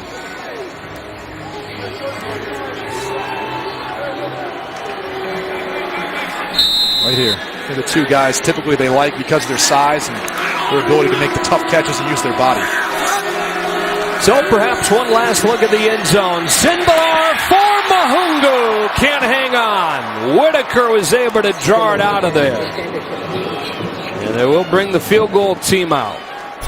And this is a heck of a play by Jace Whitaker. Look at the cushion. So it allows Mahungu, once he gets to the inside, the ball's a little bit behind. See how it forces Mahungu to slow down? If it's to the back end line, I don't know that Whitaker can make this play, and he does just enough to grab the right arm and face mask of Mahungu, but nonetheless, break it up. So they'll settle for a field goal attempt from Spencer Evans. They basically rotate the kicking duties back and forth between Evans and Dellinger. It's Evans' turn. He comes on and finishes the first half with a field goal. And finishes the highest scoring first half in Foster Farms Bowl history. 45 combined between the teams. Now we get you to Rob Stone in Los Angeles for the State Farm halftime show. It's 31-14, Boilers through 30. Welcome back to the 2017 Foster Farms Bowl on Fox. It's Purdue and Arizona, and after 30 minutes, the Boilermakers out in front 31-14 in a game that was 14-7 at one point. But Purdue really getting it going offensively and taking control of this game and ready to get the ball to begin the second half. The quarterback we talked about coming into the game was Khalil Tate. I think Elijah Sindelar had a little something to say about that. This game was kind of pitted to be this rushing attack from the Arizona Wildcats versus this Purdue Boilermakers defense, but it's been the offense for Purdue that's come alive so far in this game. 371 yards for the Purdue offense, which will begin the second half at the 25-yard line. A few minutes ago, inside that Purdue locker room. Let's get locked back in now. 30 minutes of football. Let's get locked in, all right? Our goal is to play more intense than the other team. That's what our goal is. I don't care about the score. We play more intense at every possession. So if you step on the field, you better bring your intensity. Because that's how you win football games. That's what this team takes pride in, is bringing intensity. Make sure we do the small things. Nothing stupid. Take care of the ball. No dumb penalties. Play in between the whistles. And we bring the thump. You understand me? Everybody brings the thump. So when you take the field, you better get ready to bring the thump. Let's go. Starts the second half with a toss to Gregory Phillips, who has 9 catches already and a minimal gain. Jeff Brom back here in the area where he was an NFL quarterback for a couple of years. Bounced around different practice squads, but active duty with the 49ers a couple of different seasons in the 90s. That's the first down toss to Mahungu. He takes it to the 44. And his words couldn't be any more accurate. I mean, so far Purdue has been the team that's come out. It's been more aggressive.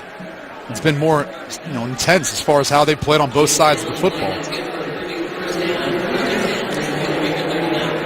So many times that becomes the question in bowl games on which team wants to be there more. I don't think we necessarily saw Arizona not wanting to be here in that first half, but there's no question Purdue ready to play, and as Jeff Brom was saying, bringing the thump over the first half of this game. Toss to DJ Knox, gain of 2.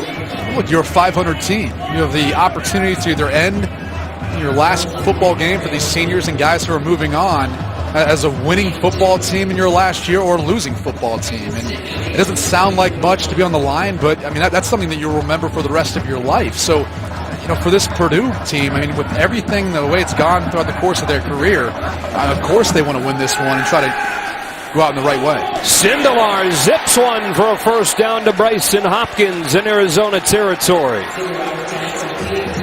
Finally getting something going to the tight ends. Look how tight this window is. You use a switch release to be able to create that space where Hopkins comes back to the inside, but it was all created by Phillips clearing it out in that switch release of both those players. Sindelar 275 yards trying to add to it. To the sideline he goes. And another completion to Gregory Phillips. It's a little bit chippy. He's been working on Jace Whitaker all evening. Got 10 catches. Came into the game with 30 on the season. It's incredible. And again, it's all been on, a lot of it's been on first down. And that's been the change for this Purdue offense. It's instead of being more of a 50-50 team between running and passing the football on first down, it's been a lot more passing. Sindelar with his first incompletion, and it was almost an interception for Whitaker. First incompletion on this drive, that is. Whitaker can't get it despite this great effort. Well, this was almost a tremendous interception by Whitaker, but he just couldn't maintain control and possession of the football as he went to the ground. see Purdue's trying to exploit the seams of the defense. And it's forcing the cornerbacks to have to overlap. So it's really this part of the field, and it's causing the cornerbacks to have to kind of overlap, which makes it a little bit more difficult in coverage. On 2nd and 10, first run of the second half. Solid gain for Markel Jones, down to Bruce. Joe, I talked to Rich Rodriguez a couple of minutes ago. He said, really, we got to find a way to get pressure on Sindelar. At least getting his vision. He's way too relaxed right now, and that's a problem for us. We got to get some pressure around him. It sure has looked comfy. Well, and that's been an issue for Arizona all year long. That's why defensive coordinator Marcel Yates has to dial up pressures. He's brought in cornerback blitzes, brought in the linebackers at times. Purdue's running a lot of 7-man protections. Bringing pressure here, throws off his back foot, and it's almost picked off by Crookshank. But Fields was a free rusher, and it sets up for 4th and 6. And they were looking for a quick answer. And that's the problem. When you start bringing pressure like this, and you've got a free runner as a quarterback, you're thinking that he's going to continue on in his route. Coming to the inside, he's not going to break back out because you don't have time to set your feet and get the ball to him. A long one coming here for J.D. Dellinger, whose career long is 42. This is from 45. Spencer Evans, a much bigger leg, but it's Dellinger's turn. Not close. And a big stop for Arizona on its first defensive possession of the second half. The Khalil Tate in the offense will try and get it charged up. Long way to go in this one at a 17-point game. The Foster Farms Bowl on Fox is sponsored by Domino's. Order online and track your order. By Ram Trucks, Guts, Glory, Ram, and by Coors Light. The key to a good offense is a refreshing defense. Climb on. So Arizona trying to steal some of the momentum that Purdue owned late in that first half. Scoring 24 unanswered points. But a missed field goal, and the Wildcats take over the 28-yard line.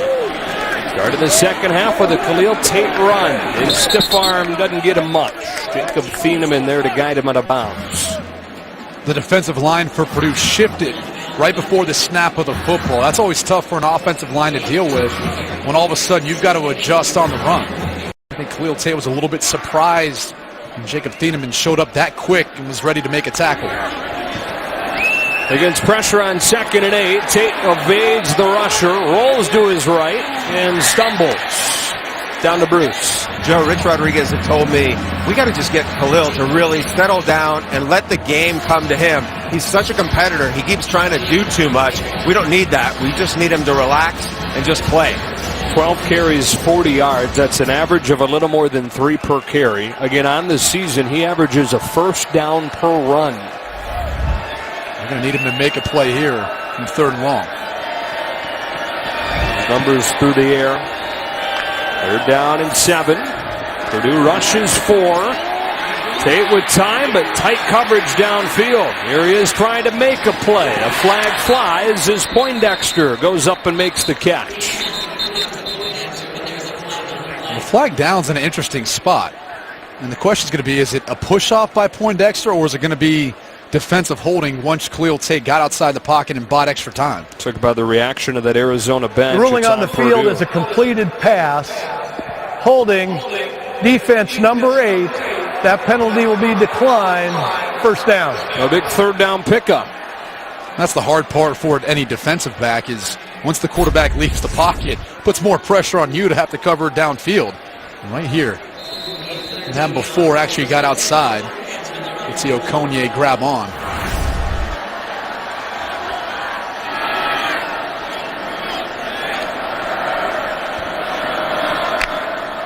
First down from the 44.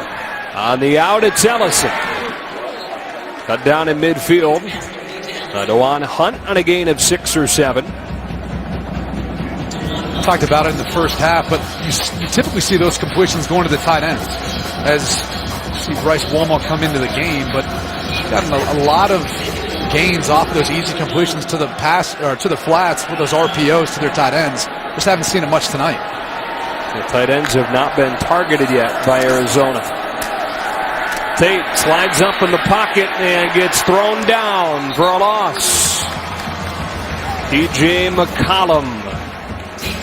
And I don't know what Khalil Tate was seeing, because he had a shot to hit Poindexter. He's going to roll right behind Thieneman. Look at that. All that room. And Tate was looking that way, but for whatever reason, didn't want to pull the trigger.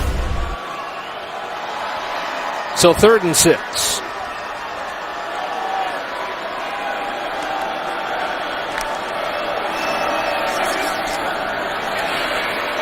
Tate taking a deep shot. Tyrell Johnson, incomplete, but a flag.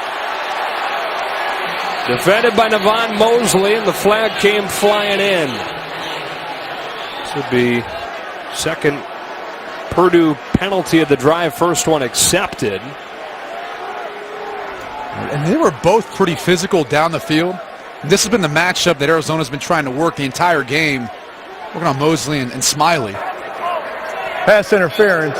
Defense, number 27. 15 yards from the previous spot. Automatic first down. Officially the first call of the game against Purdue. Let's take another look. It's the handout, and he's looking back to try to find the football. I don't think Mosley ever saw it, and actually gets his hand on the ball. There wasn't a ton of contact to me. Mike Pereira, what do you think? I think he did the right thing by getting his head around and making a legitimate play on the ball with inside position. I just don't see from what we have seen that was interference at all. Straight up the middle they go with Nick Wilson. And before you asked, Mike, I knew that he either didn't like the call or he had something that tasted really bad just by looking at him over there. The look on his face. But Mosley does a good job. I mean, see how he disrupts the pass, but to Mike's point, he turns back and locates the football. And clearly Jeff Brom is irate, and I tend to agree with him. Second down and short. Tate's got it. Juwan Bentley's got him. The flag comes in. Antoine Miles there with the stop as well. I mean, every gap is accounted for. I mean, they're just flooding the line of scrimmage Holding. with defenders. Offense, number 67. 10 yards. Replay second down. On the right tackle, Gerard DeBeer. And this is tough. I mean, look at all the bodies down within the line of scrimmage as the linebackers start to creep up, and you see a cross-dog blitz by McCollum and Bentley. It's tough sledding. And you've got all those bodies all of a sudden slanting and moving, and a couple linebackers blitzing. You have to adjust on the fly. One of the top rushing offenses in the country. 325 per game, held to 91 on the ground so far. Tate to throw. Open man, Tony Ellison. Touchdown, Arizona. His second of the game. This one from 40. And then this happened. I mean, unbelievable. You're playing so well, but watch both safeties, Thieneman, Mosley. I mean, this has been the entire game. Arizona's trying to exploit both. And I don't know what they saw on that side of the field that would lead them to think that they needed to react like that, and why Mosley would leave the middle of the field. But an easy pitch and catch. Exactly what Arizona needed to open this second half. They get a stop defensively. They get a touchdown offensively. Second one of the day for the junior from Granite Bay, California. And back to a two-score game in the Foster Farms Bowl. Arizona climbing back in this game with a Khalil Tate touchdown pass to Tony Ellison. And he's hit 5 passes tonight, more than 20 yards downfield with some blown coverage in the back end of that Purdue defense. They were aided by a pass interference call to help. Touchback will have the drive starting at the 25-yard line. We take a look at our Ford unstoppable player. Quarterback on the other side, Elijah Sindelar, 285 and 3 scores so far. He's been in rhythm and on time all night long. I think the thing that impressed me most about him is the way he's worked through his progressions. Watch him work his eyes. 1's not there, 2's not there. He finds 3. In this particular case, it's Gregory Phillips, and he's found him a number of times tonight. But 15 bowl practices to prepare. He feels very confident in the game plan. His offensive line has done a good job protecting him. Able to march it down the field to open the second half. Settled for a field goal, which was missed. 11th catch of the game for Gregory Phillips. That by Lorenzo Burns. 2nd and 6. Phillips is sure putting on a show. I mean, where was this all season? 30 catches, which is a good year. 30 catches, no touchdowns. Tonight, 11 catches, 2 touchdowns. It's a really good night. DJ Knox has first down yardage. And you love to see that too. You know, Gregory Phillips is a senior. He's a guy that I'm sure has aspirations of playing in the NFL, and this is his last opportunity in a game-like scenario to really showcase his talent in the building. And I'm sure Jeff Brom is well aware of that, and that's one of the reasons why they're trying to target him so much.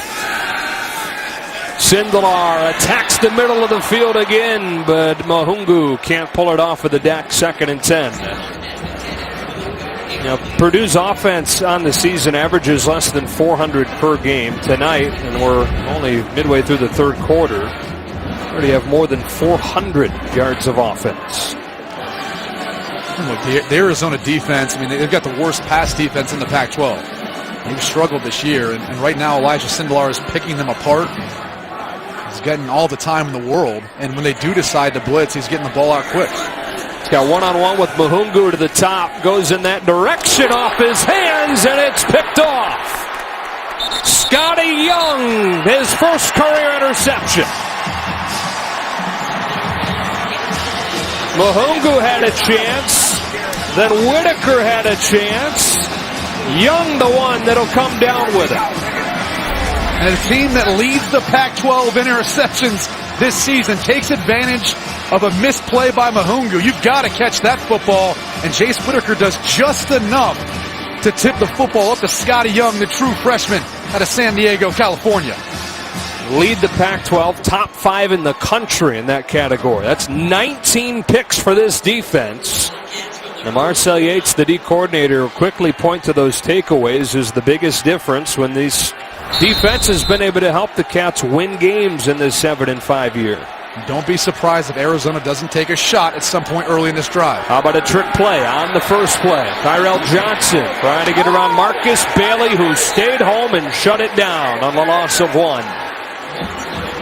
I can't begin to tell you how good Marcus Bailey has played this year. I mean, they've asked him to do so much.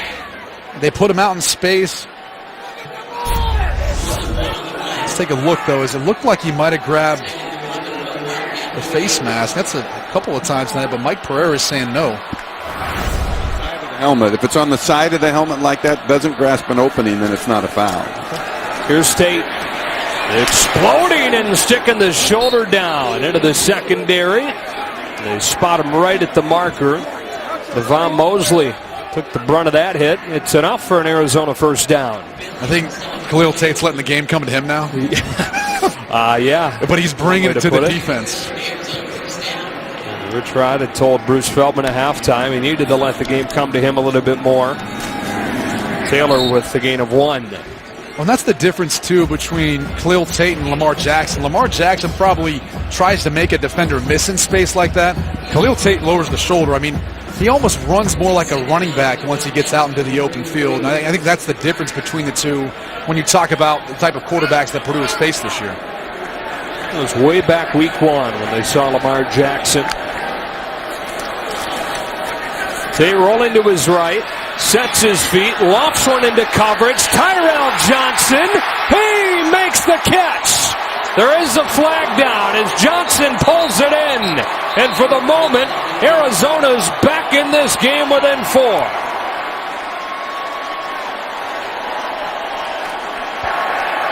Pass interference, defense, number 41. That penalty is declined. The result of the play is a touchdown. In the blink of an eye, they go from perhaps getting blown out of this thing to an extra point from a 3-point game. And once again, throwing it up, targeting the safeties. They trust their wide receivers against the safeties for Purdue. In that case, Thieneman just couldn't turn around and get a hand in on the football, and credit Tyrell Johnson for being able to adjust his body and make the play. Tyrell Johnson, who becomes the latest senior, playing his final game in college, getting his first touchdown of the season. The Arizona defense takes it away. Scotty Young Jr. with his first career interception. Tyrell Johnson, not the biggest guy, 5'7", but he throws it up there, and the 5'7" guy comes down with it.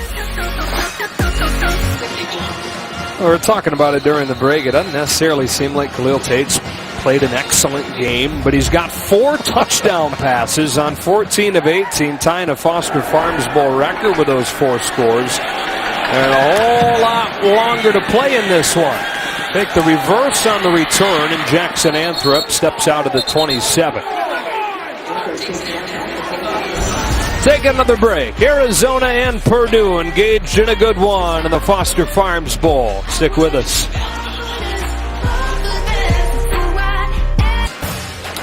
The Foster Farms Bowl on Fox is sponsored by Geico. 15 minutes could save you 15% or more on car insurance.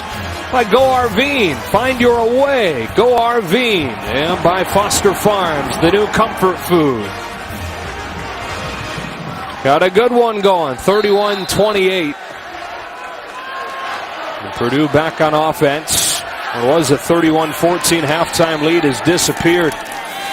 Markel Jones, stop and start to let the hole to develop. And I think it's a gain of 3. Purdue pretty clean first half. A couple of miscues so far in the second. The missed field goal on the first drive. Big pass interference penalty led to Arizona's first touchdown of the half, and then the interception quickly followed by Arizona's next score. Back-to-back runs, and Trevor Wood shuts this one down. Converted tight end. First man to hit Markel Jones. A loss of a yard, and it's 3rd and long. You got to love the fact that Trevor Wood's the type of player that's unselfish, willing to convert from a tight end to go play defensive end because of the injuries that this Arizona defense has faced up front. But he's got a very bright future. They keep him on that side of the football. This is where you got to have someone step up and make a play for Purdue. Will it be Mahungu? He's to the top. Sindelar looking wide side. Strong throw for Gregory Phillips, but he's short. Jace Whitaker with a sure tackle. And when it seemed like Purdue could really use the drive to take back some of the momentum, Arizona pitches a 3-and-out. And the biggest key is Jace Whitaker coming up, breaking on the football and making a tackle in open space. We saw Gregory Phillips earlier in tonight's game be able to make a play in a similar situation. This time, Whitaker with a tackle, able to get off the field.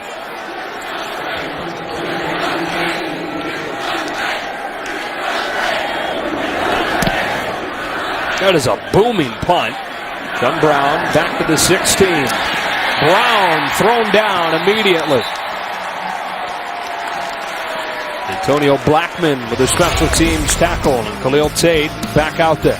Yeah, typically we're accustomed to seeing Khalil Tate make the big plays in the running game. But tonight, Purdue's taken that away, and he's gone to the air, and they continually utilize the matchups on the safeties for Purdue, whether it's been Bieneman, Jallo, Mosley, Smiley. At one point, they've tried to utilize all of their matchups with the slot wide receivers and the outside wide receivers on the safeties for Purdue for big plays. His longest run is 15 yards. They're hitting those pass plays downfield and getting Arizona back in this game. And when you talk to the coaching staff at Arizona, that's basically what they said has happened in the last 4 weeks. The first 4 weeks in October, he was phenomenal. Then all of a sudden, his team started to take away the running game. And he hadn't quite gotten in sync to be able to play well enough in the passing game to allow him to be effective. Spread the field out, try and open it up for him, but can't get outside. Lost a yard or two. Marcus Bailey pushed him out. Some might have questioned the team speed for Purdue's defense. So far tonight, they're not having any of that. I mean, this defense has done a good job of setting an edge. It'll use the sideline as that 12th defender.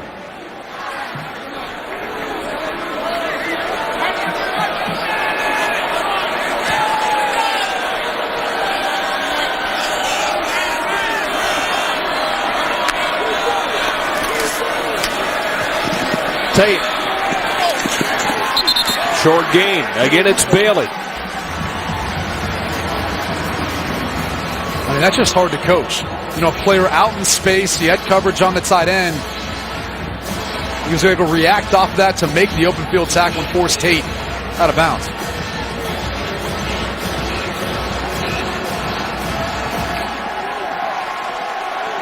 So 3rd and 10 for Arizona. And again, if they're looking to throw the football, they keep isolating their slot wide receivers, whether it's number 9, Tony Ellison, and number 2, Tyrell Johnson. Both players in the slot. Tate running out of room and running out of bounds. It was Lorenzo Neal that closed on him, and it's 4th down. And there's nowhere to go with the football, but the Arizona offensive line should be irate with the quarterback just for running out of bounds and taking a sack. But as you can see, this Purdue defense has mixed up their looks and their coverages downfield. It's been a little bit confusing for Khalil Tate at times, particularly when they put them in 3rd and long. You know, Rich Rod is holding his breath here. Jake Ladding punting out of his own end zone. He shanked one earlier, picks up a low snap here, and hits an ugly line drive that Jackson Anthrop takes on a fair catch. I don't know how he had time to signal a fair catch on a bullet of a punt. It was pretty quick. It was real fast. So usually any gesture upward like that, too, will trigger the fair catch. Good field position for the Boilermakers. Will start the drive at the Arizona 43. This does the trick.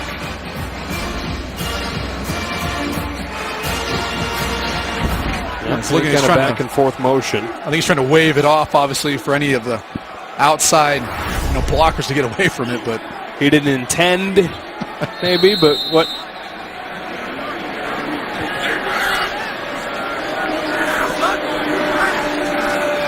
Sindelar under pressure and sack. Dane Cruikshank on a safety blitz.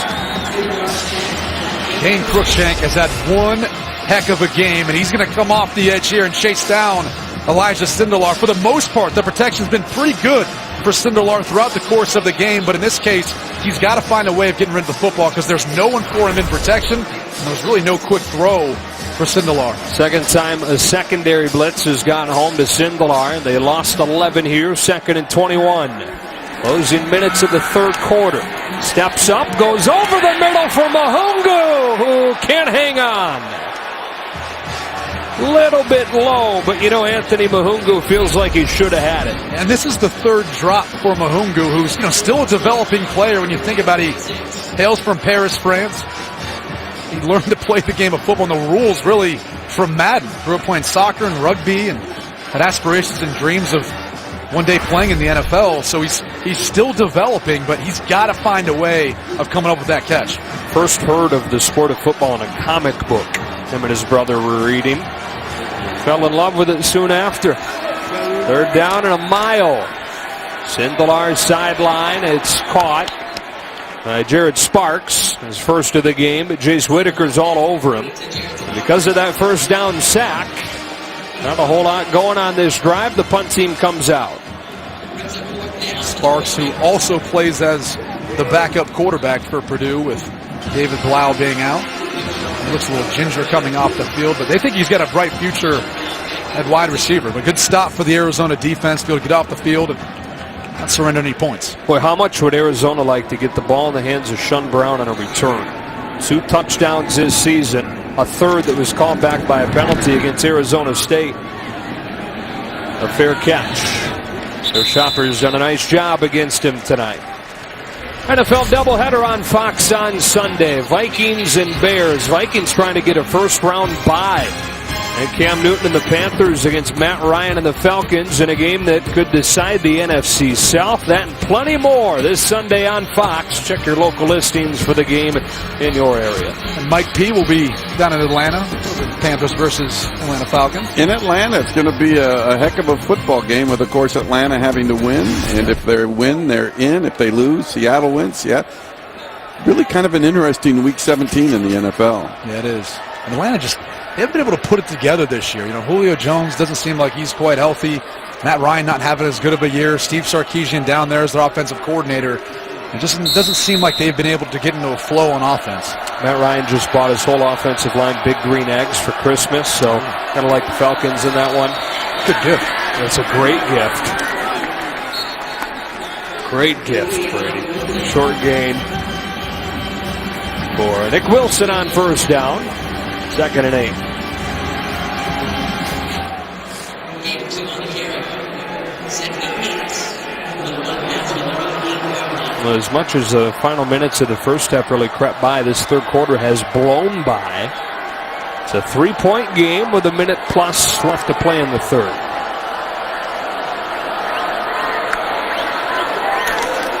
Keep it on the ground. Wilson crunched by McCollum. T.J. McCollum, first and only season at Purdue. The Western Kentucky transfer shuts the play down at the line of scrimmage. There is zero hesitation for McCollum. Watch this. I mean, the hole opens and he feels it. He meets Wilson right away. The graduate transfer from Western Kentucky obviously followed his defensive coordinator here to Purdue. And so this has got Nick Holt, defensive coordinator, has helped change his life. 3rd down, 7.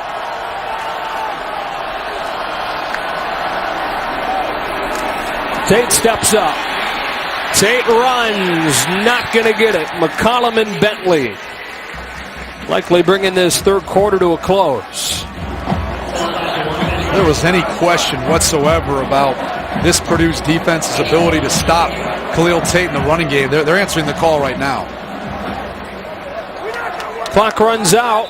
We've got a good one going. And we've got a good finish coming in the Foster Farms Bowl. 31-28. Purdue and Arizona on to the 4th.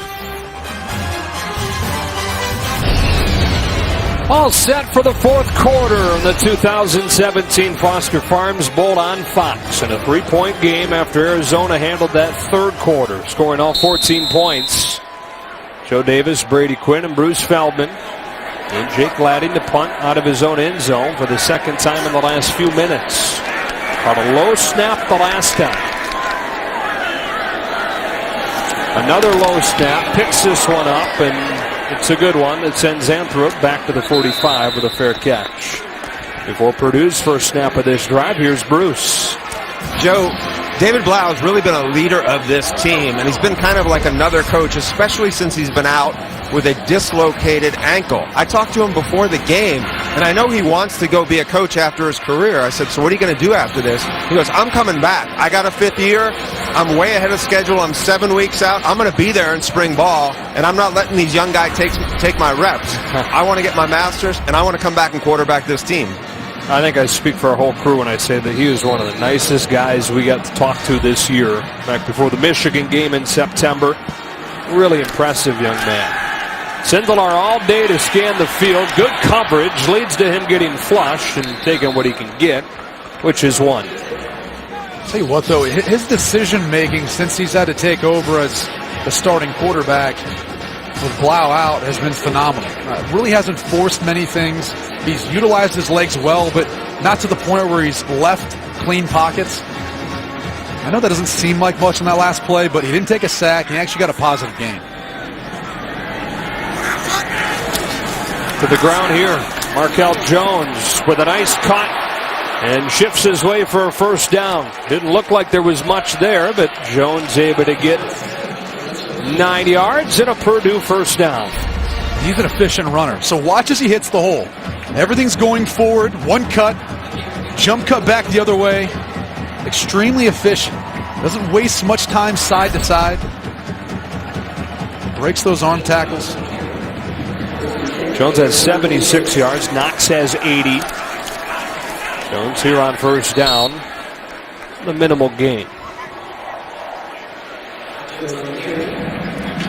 You know, you think at this point in the game, based on how many trick plays we've already seen from Purdue, they can't have much else in the tank. I know it's bowl season. You have plenty of time to prepare. They always got a bunch in their arsenal. Maybe they just have one more up their sleeve at some point. I wouldn't put it past him. Past this guy. Arizona shows pressure and brings it from the corner. Sindelar goes the other way with an incomplete pass. Jace Whitaker, who they went after time and time again in the first half, come up big a couple of times here in the second. 3rd and 9.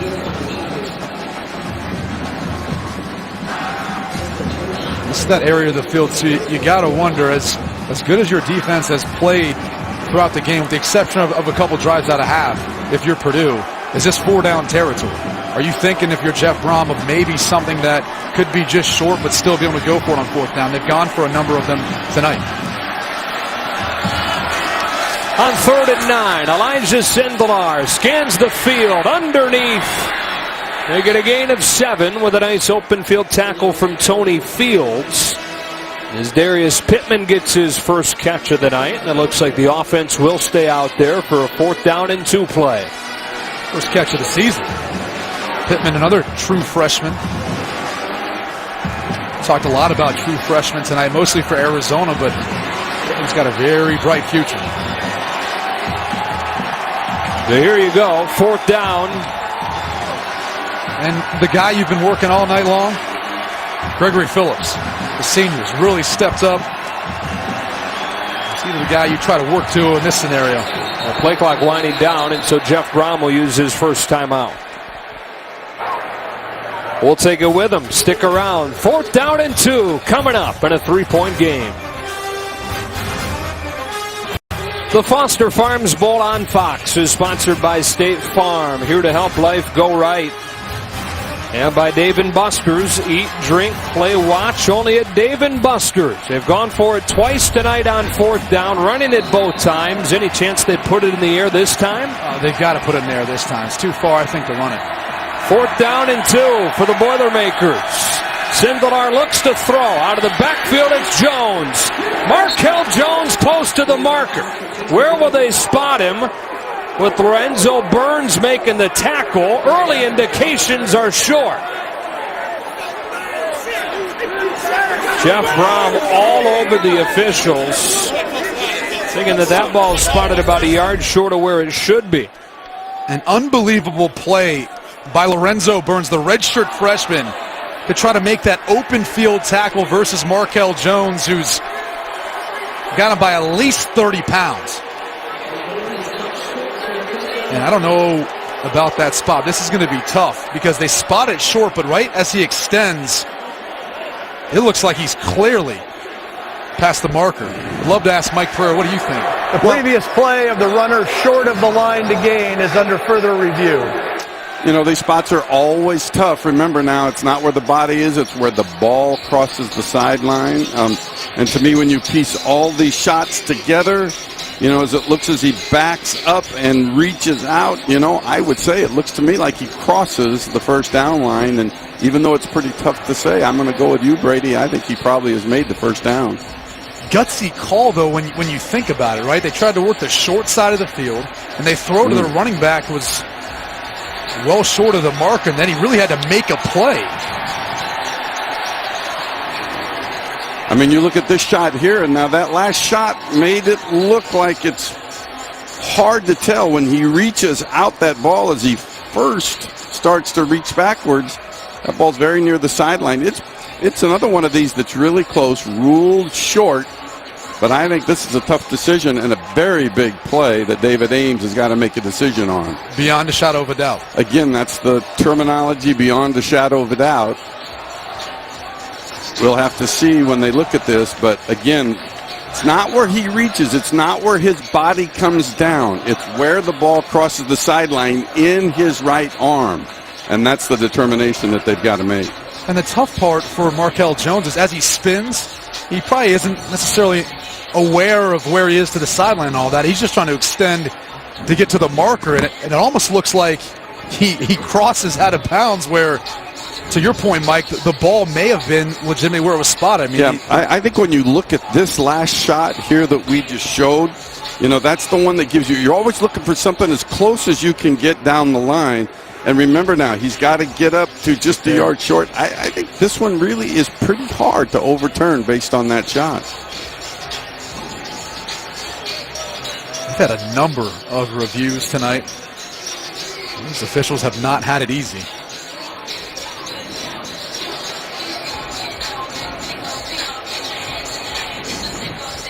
Here's the call.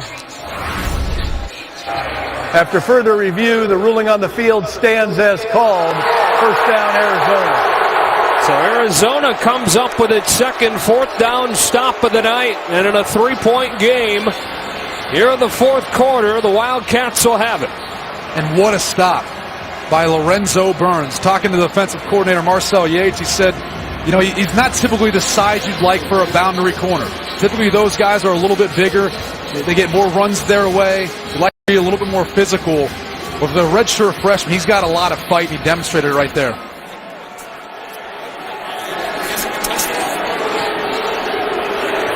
Jeff Brom still giving the officiating crew his thoughts on it. He was right on top of it.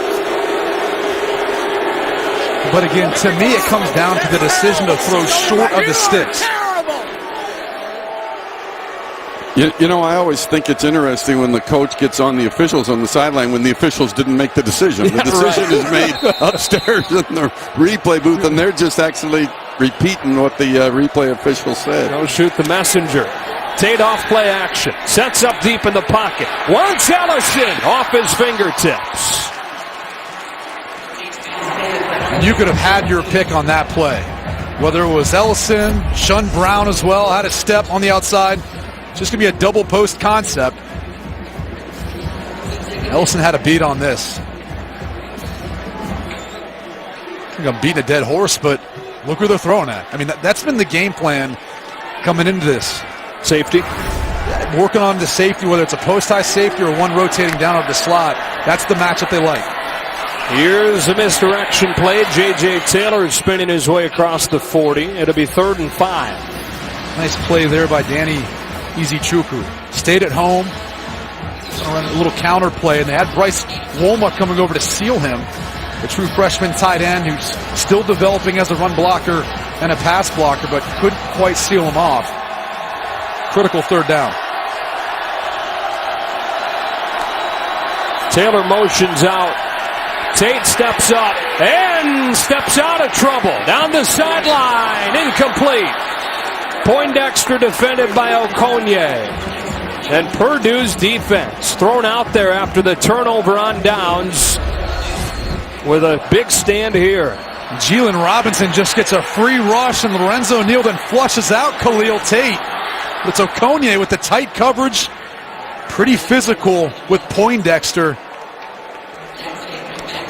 Poindexter unhappy there wasn't a flag.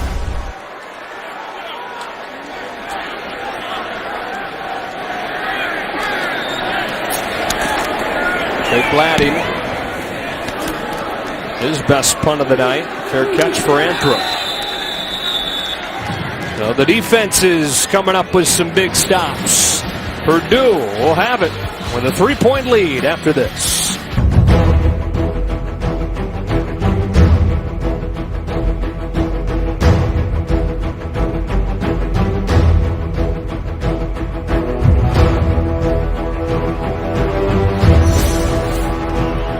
After a 31-point first half and a 31-14 lead, Purdue's offense has been shut down in the second, allowing Arizona to climb back into it. 31-28 fourth quarter. Elijah Sindelar opens this drive with a toss for Jackson Anthrop, who's been quiet today. Leads the team in receptions on the season. Only his 3rd tonight. A lot of success, though, for Elijah Sindelar throwing on first down tonight.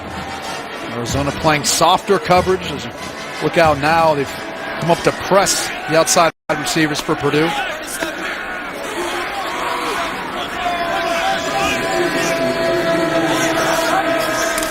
TJ Knox. First down. If you're Purdue right now, what you'd like to try to do is put together a long, methodical drive. You're up 3 points. Try to kill some time off this clock. Try to make it a 2-score game.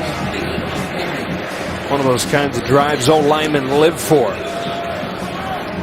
Right away on the ground. And a much smaller defensive front for Arizona. That is the biggest issue for Arizona's defense. The lack of size and depth on the D-line. The big O-line trying to lean on it. Anthrop on the jet sweep.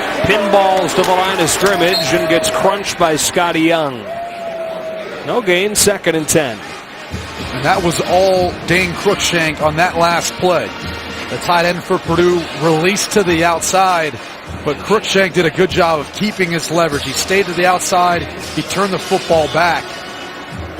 Forced no gain. Purdue not wasting any time getting back up on the ball. They'll check to the sideline, get the call for 2nd and 10. Put all the bodies up around the line of scrimmage. Arizona's done a nice job of mixing up their fronts, mixing up their looks. Play action. Blitz picked up. Sindelar throws high for Sparks. Cruikshank was lurking out there. 3rd down. They're starting to turn up the pressure on Elijah Sindelar. Trevor Wood gets in at the end of the play. Boy, he's got a ton of upside, and I really feel like he could be a guy that can win some of those one-on-one battles in the pass rush, be able to get pressure on opposing quarterbacks. I don't know that Arizona has that guy necessarily right now. The young guys could develop like Wilborn, but still a work in progress. On 3rd down, pressure coming. Sindelar throws it out of bounds. They've continued to bring the heat here in the second half, and Sindelar had no chance, no option but to heave it to the sideline. This is called a house blitz because they're bringing everyone. It's man-to-man coverage. You can't account for all the guys who are going to be pressuring Sindelar, so he's got to get it out, but they didn't have that built-in hot route that you hear about all the time. There's a flag down. It's going to be intentional grounding potentially. I don't know that he broke the tackle box. Yeah. Intentional grounding. Offense number 2. Penalty results in a loss of down at the spot of the foul. 4th down. So here it is. And it's got to be near an eligible wide receiver, and it doesn't look like it is. Tony Fields chasing him down, and there's no one even in the vicinity. So the story in the first half was the Purdue defense. Arizona's defense, this young group, has been huge since halftime. Everybody packed in tight here. Arizona looking like they'll come after it. They do. Chopper gets off a good one.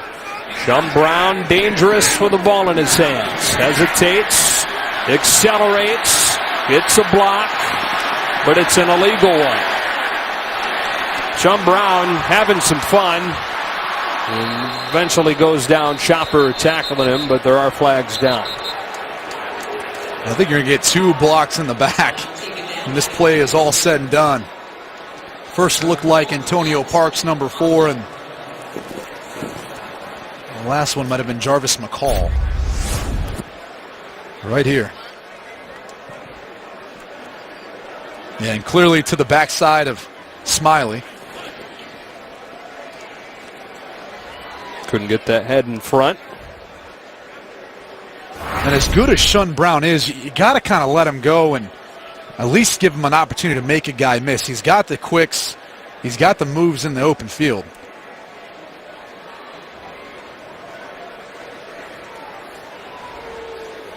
That's been one discrepancy in tonight's game, is that the penalties Arizona has had, 5 on the day so far, to Purdue's, 2?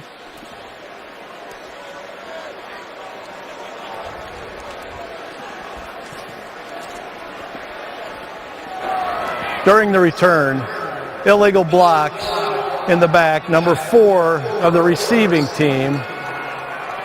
After the play was over, unsportsmanlike conduct, number 55 of Purdue. That's number 55's first unsportsmanlike foul of the game. That's the true freshman Derek Barnes from Covington, Kentucky. All right, 9:48 left to go. Arizona down 3. We'll have the ball after this. There were the 2 penalties on that play, the second of which was the personal foul. Check out right here. And as this continues to play, you'll see Derek Barnes throw down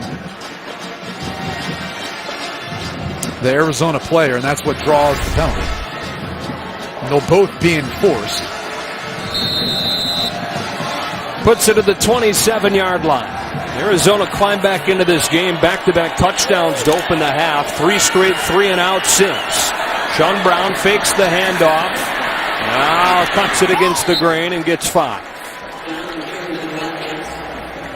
It was 31-14 at halftime, and Arizona quickly closed that gap to get it to where it is now, but Purdue's defense has clamped down since then. What's Arizona got to do to get it going again like they began the second half? Well, it all falls on the shoulders of Khalil Tate. They're trying to run to get to the outside. Now they've got a lot of open space to the right. Bunch everybody into the short side. Run it with Wilson. 3rd and short. And Rich Rodriguez likes these formations because it gives you so much space for your athletes, whether it's your running back or your tight or your quarterback, to work out to that area of the field.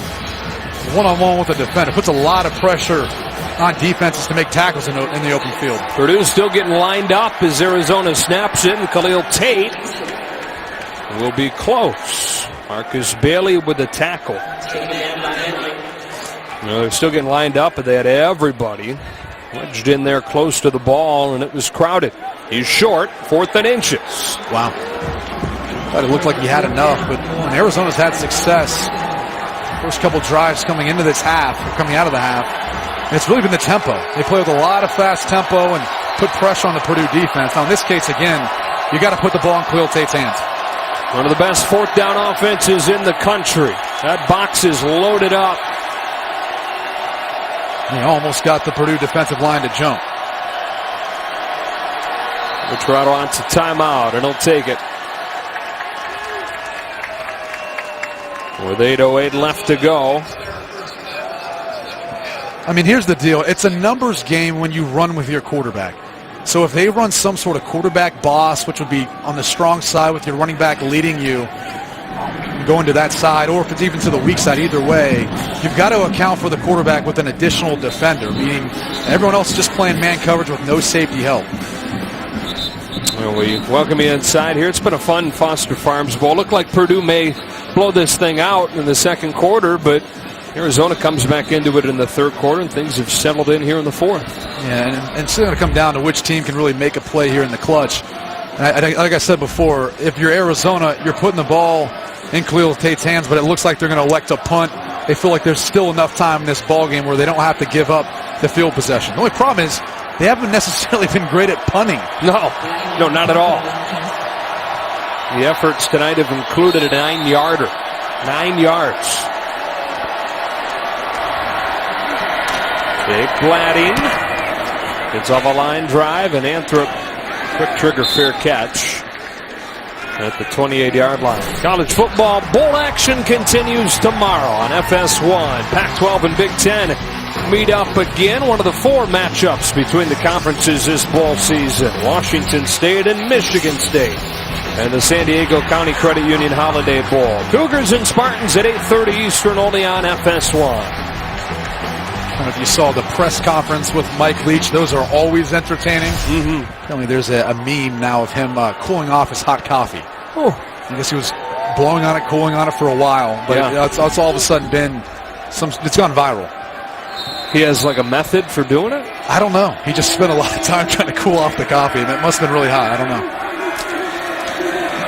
Markel Jones. Tough running for 7. I always hate blowing the coffee off when you have glasses on. Fogs them up. Man, I should have worn contacts. You know? No, I don't. No, okay. I don't have that problem. Mike Pereira wears glasses. Mike, you have that issue? It's an automatic fog issue. It's like fogged up so quick, it's unbelievable. Yeah. You can't see for a full 5 seconds after that. Yeah. Regret it every time. It could really become a liability then. Yeah. 7.5 to go. 7 down 3. Sindelar, careful now. The mouth guard back. Another handoff to Jones. Tony Fields can't get him. And the second man can. It's Troy Young, another freshman, out of the secondary, making it 3rd down and a yard. Troy Young's got a lot more playing time in the second half for Arizona. A couple times he's actually lined up outside as a cornerback. The future is bright for this Arizona defense with all the youth they've got playing right now.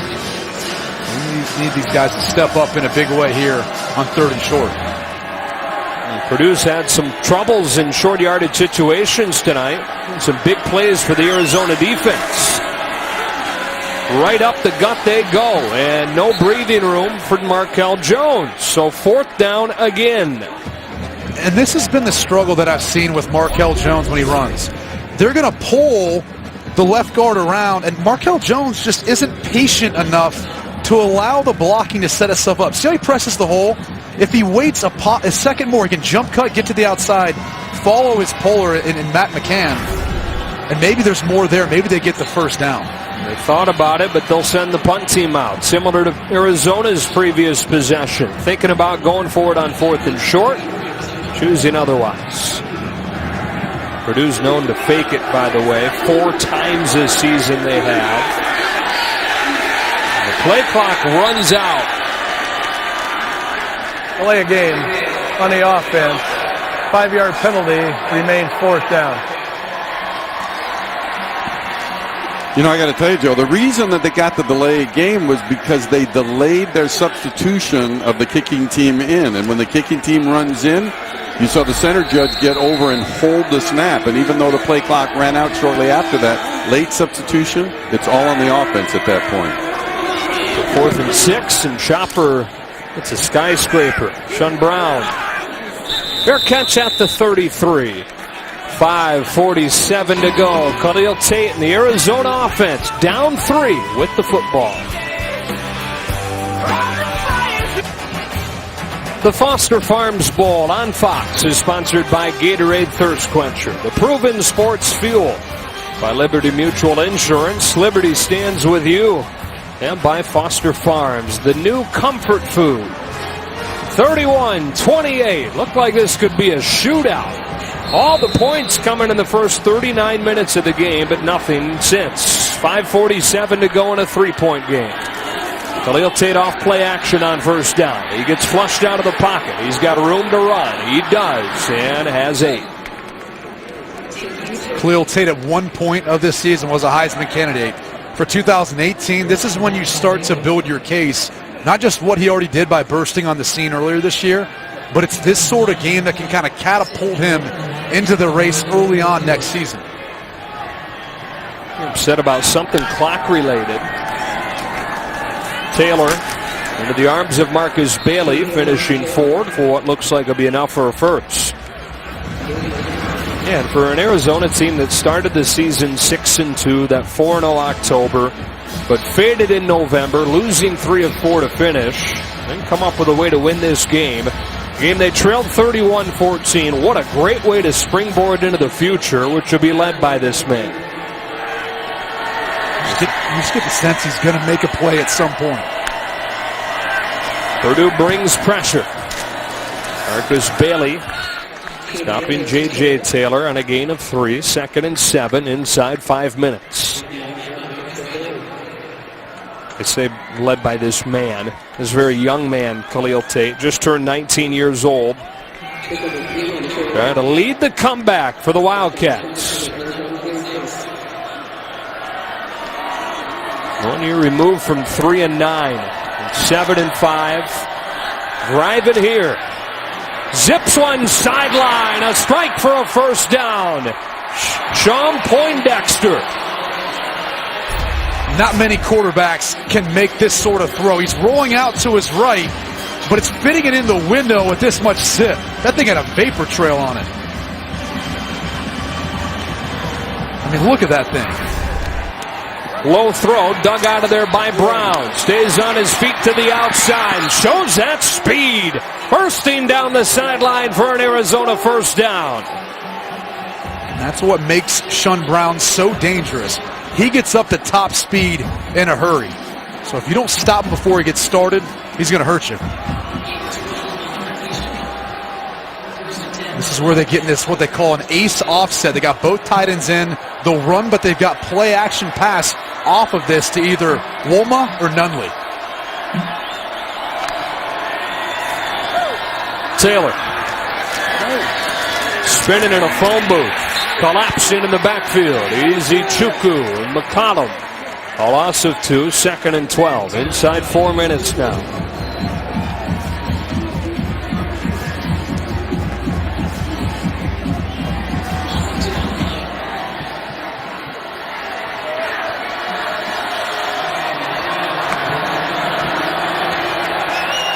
Tate on the roll. Now steps up. Open man in the end zone, Brown. Arizona takes the lead for the first time since the first quarter.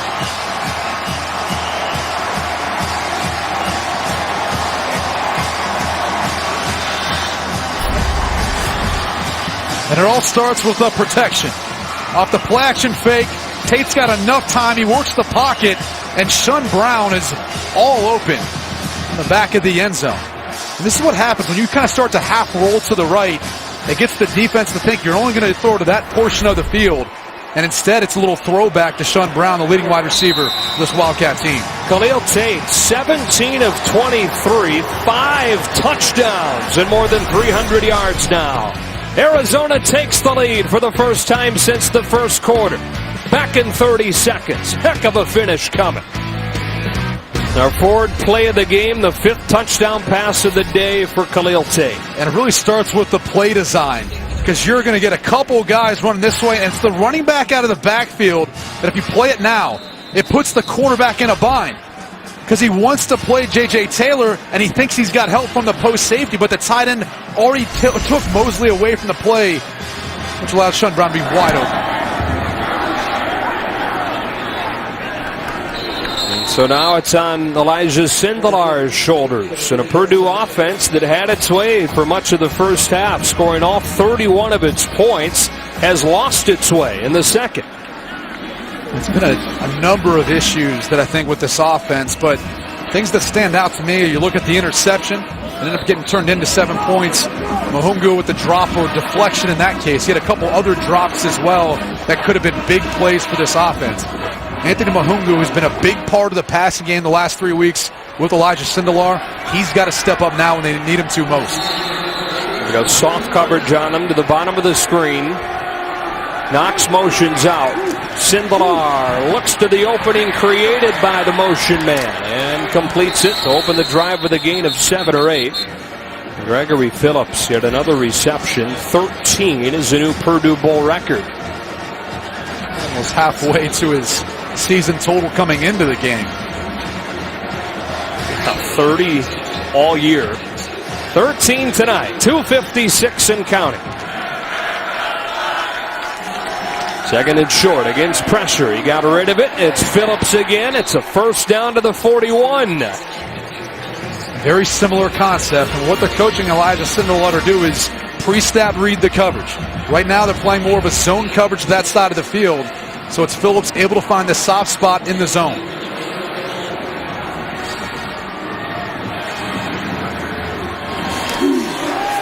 Sindelar steps up. Zips one into coverage, and it's broken up by Jace Whitaker. With the defense on Mahungu. Second down. They've gone to this a number of times, and Jace Whitaker has stepped up every time. In this case, the ball needs to be out a little bit sooner. Jace Whitaker has a beat on it. You can see him break on the football to get a hand in. At some point, you'd almost just rather have him go vertical. Keep running him towards that post safety where Whitaker has help. Instead, just throw it up. Let Mahungu make a play. And Mahungu's 6'3". Not a lot of size in that Arizona defensive backfield. Underneath, broken up by Dane Cruikshank.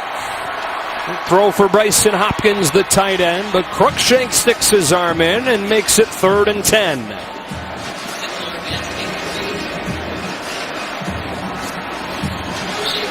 And this is really where Elijah Sindelar's got to find a matchup that he likes.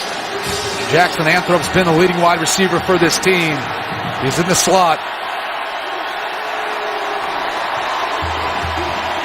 Phillips has been huge for Purdue so far tonight. He's to the top of the screen. Mahungu not even in the game on this 3rd and 10.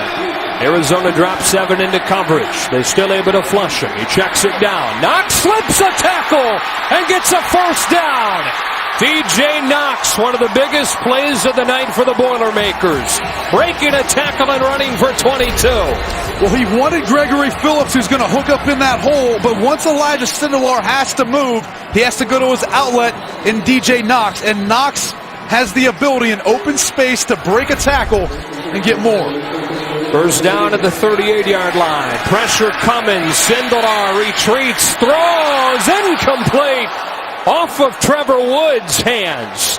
The defensive end had dropped into coverage, and the converted tight end didn't feel anything like one there. Arizona brings up pressure, and it's going to be Wood who drops back out. Sindelar was waiting for the tight end to get across. He never saw the dropper. This could have been a disaster for Purdue. And for Arizona, would think that Wood, that's what I'm saying, tight end, would be able to catch that. Maybe that's why he's a defensive end now. 2nd and 10. It's snapped by Sindelar. He picks it up off of bounds and completes it to Mahungu. That's as remarkable of a 1-yard completion as you'll ever see. And this could have been another disaster for Purdue. You know, at times this season, I've seen Kirk Barron snap the football with a little bit of zip, maybe too hard or too much, but he's usually pretty accurate with it. 3rd down, 10.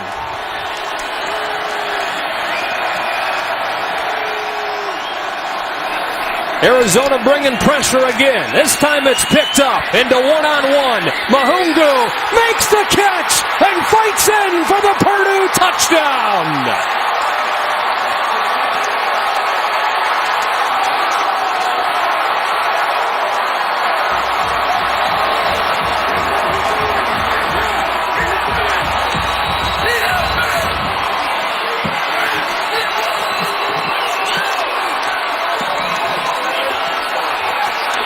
Absolutely unbelievable. And we talked about it at the beginning of the drive. Someone had to step up and make a play. It's been Anthony Mahungu at the end of the season for Purdue. And once again, he comes up clutch for the Boilermakers.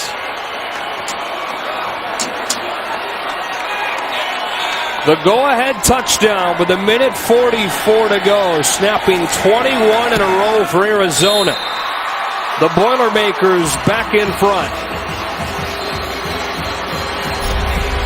And this is the risk you take. They bring pressure up front, so they're one-on-one on the outside. And Elijah Sindelar has the wherewithal to buy time, fade back, and put the football up with enough air that allows Mahungu to make a play on the football. And you're talking about 6'3", working on 5'10". He's got the advantage, and he utilizes it for the touchdown. And the senior out of Paris, France, who started playing football when he was 13 after he first read about football in a comic book, and then fell in love with the game watching the Super Bowl, Bears and Colts, late at night one night. Ordered a copy of Madden, started reading all he could about football, quickly developed the dream of playing college football, and somehow found a route to do that out of Paris, France. Perhaps the crowning achievement of his career here in his final collegiate game. The go-ahead touchdown with 1:44 left. Still, though, 1:44 left for Khalil Tate and the Arizona offense with 2 timeouts. This is how legends are made in this sort of scenario. Under 2 minutes, the 4th quarter where the game's on the line, and you have to drive your team down and try to find a way to get a win. High kick. Tyrell Johnson, another senior, trying to cap his career with a big moment. Hits the sideline and explodes across the 30. Well, Tate has not had a huge night running the football, but through the air, very efficient, very productive. Those 5 touchdowns, a Foster Farms Bowl record. And another drive to try and add to those totals here. I would imagine that in this scenario, 1:39 left, 2 timeouts, he's going to find his way running around, creating to buy more time to allow his wide receivers and tight ends to get open. Number 3 rushing offense in the country, limited to 128. But 302 through the air. And an opportunity here with 1:39 left to play for the 19-year-old sophomore Khalil Tate. Starts the drive with a play-action pass. Sets his feet, looks against the grain, and throws it out of bounds. 2nd down. He hesitated. Can't hesitate, especially at this point in the game. You got to pull the trigger. He had Shun Brown on the sideline open, but he waited a little bit too long, and allowed the coverage to sink underneath of him and take away the easy throw to the sideline.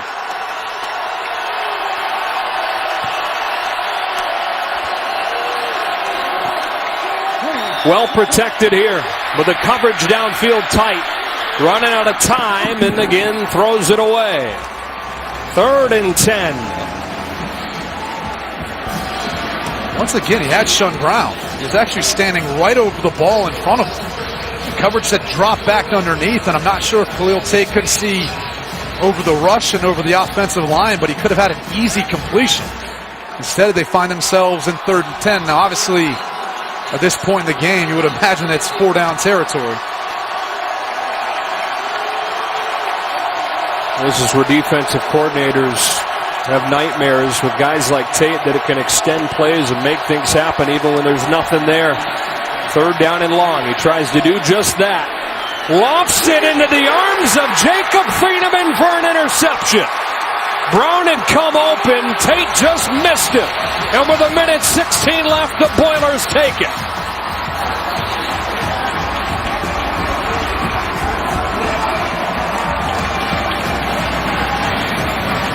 Khalil Tate has been phenomenal all night until this point.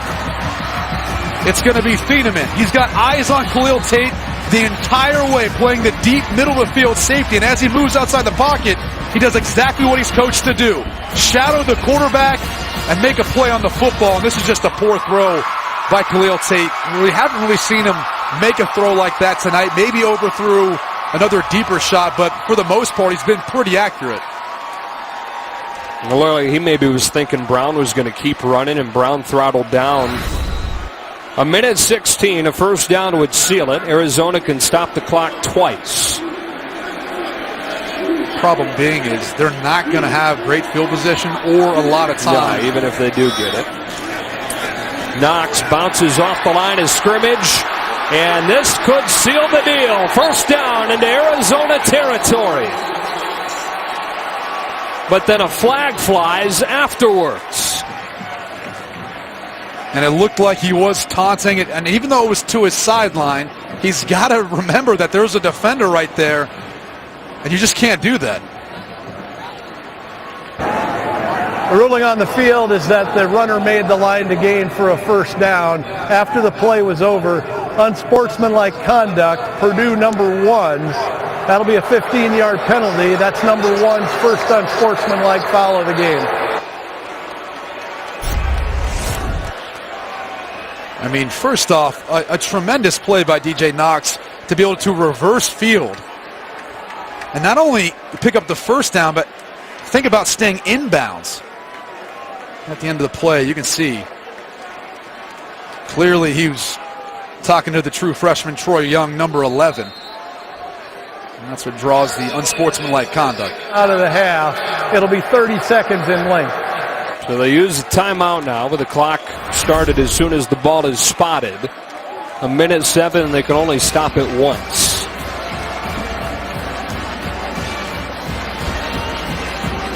If you're Purdue, you got to feel pretty good about what you've been able to accomplish this season. And more than double their win total from a year ago. Jeff Brohm's first year as head coach. It's an incredible job of getting his team to buy in and building the type of culture that's one of success. He joins Joe Tiller as the only other head coach at Purdue to take their team to a bowl game in his first year. They're 3-5 at the end of October with back-to-back losses to Rutgers and Nebraska. And the chances of getting to a bowl game did not look good, but they win 3 of 4 to finish, just barely get to 6 wins. Their first bowl trip since 2012, and now can run out the clock to win that bowl game. And he remains undefeated as a head coach in the postseason. Didn't lose at Western Kentucky. Nice start to his career at Purdue. Sindelar takes a knee, and Arizona uses its final timeout. Elijah Sindelar, 33 of 53. 396 yards and 4 touchdowns. Yeah, I don't know if they anticipated throwing the football quite this much coming into the game, but I think this is where Jeff Brohm would like to see this Purdue offense get to. It was the downfield shots. Gregory Phillips, what a night the senior had. A career game for him. But Sindelar was spot on all game long. You can tell he felt confident with all the preparation he had leading up to the bowl game, with the game plan, and when they needed to play Anthony Mahungu, the guy who Sindelar's really developed a connection with since he's taken over as the full-time starter, capitalized. Foster Farms Bowl record for completions and in those yards with 396. Both these programs, a lot to look forward to moving into next season. David Blau, as he told Bruce Feldman earlier, hopes to come back, compete with Sindelar for the job, but either way, Jeff Brom's going to like his quarterback situation. Going to like the momentum of what they did in their first year. Arizona brings back a ton as well. They're going to be one of the hot names in the Pac-12 when you're talking preseason next year. Well, Sam Darnold leads USC and Josh Rosen leaves UCLA. All of a sudden, that Pac-12 South looks like it's very wide open. With what Arizona has coming back, you'd have to think they'd be one of the favorites. Just have to snap it one more time. How much fun has this been, though? Yeah, really good. Tremendous venue. The Bay Area Bowl, the Foster Farms Bowl, it's been phenomenal. Everyone here has been fantastic to work with.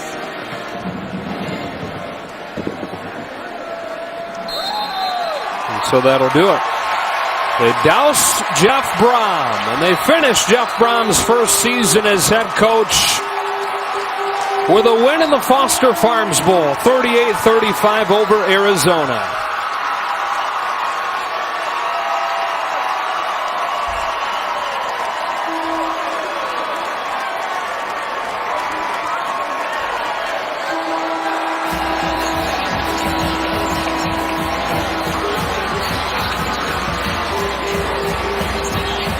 It was a game of runs. At one point, Purdue scored 21 straight. And then Arizona scored 21 straight to take its first lead since the first quarter in the closing minutes.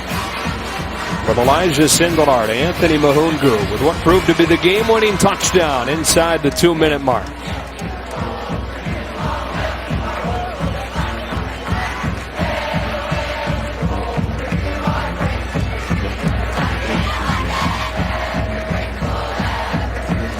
Go down to Bruce Feldman.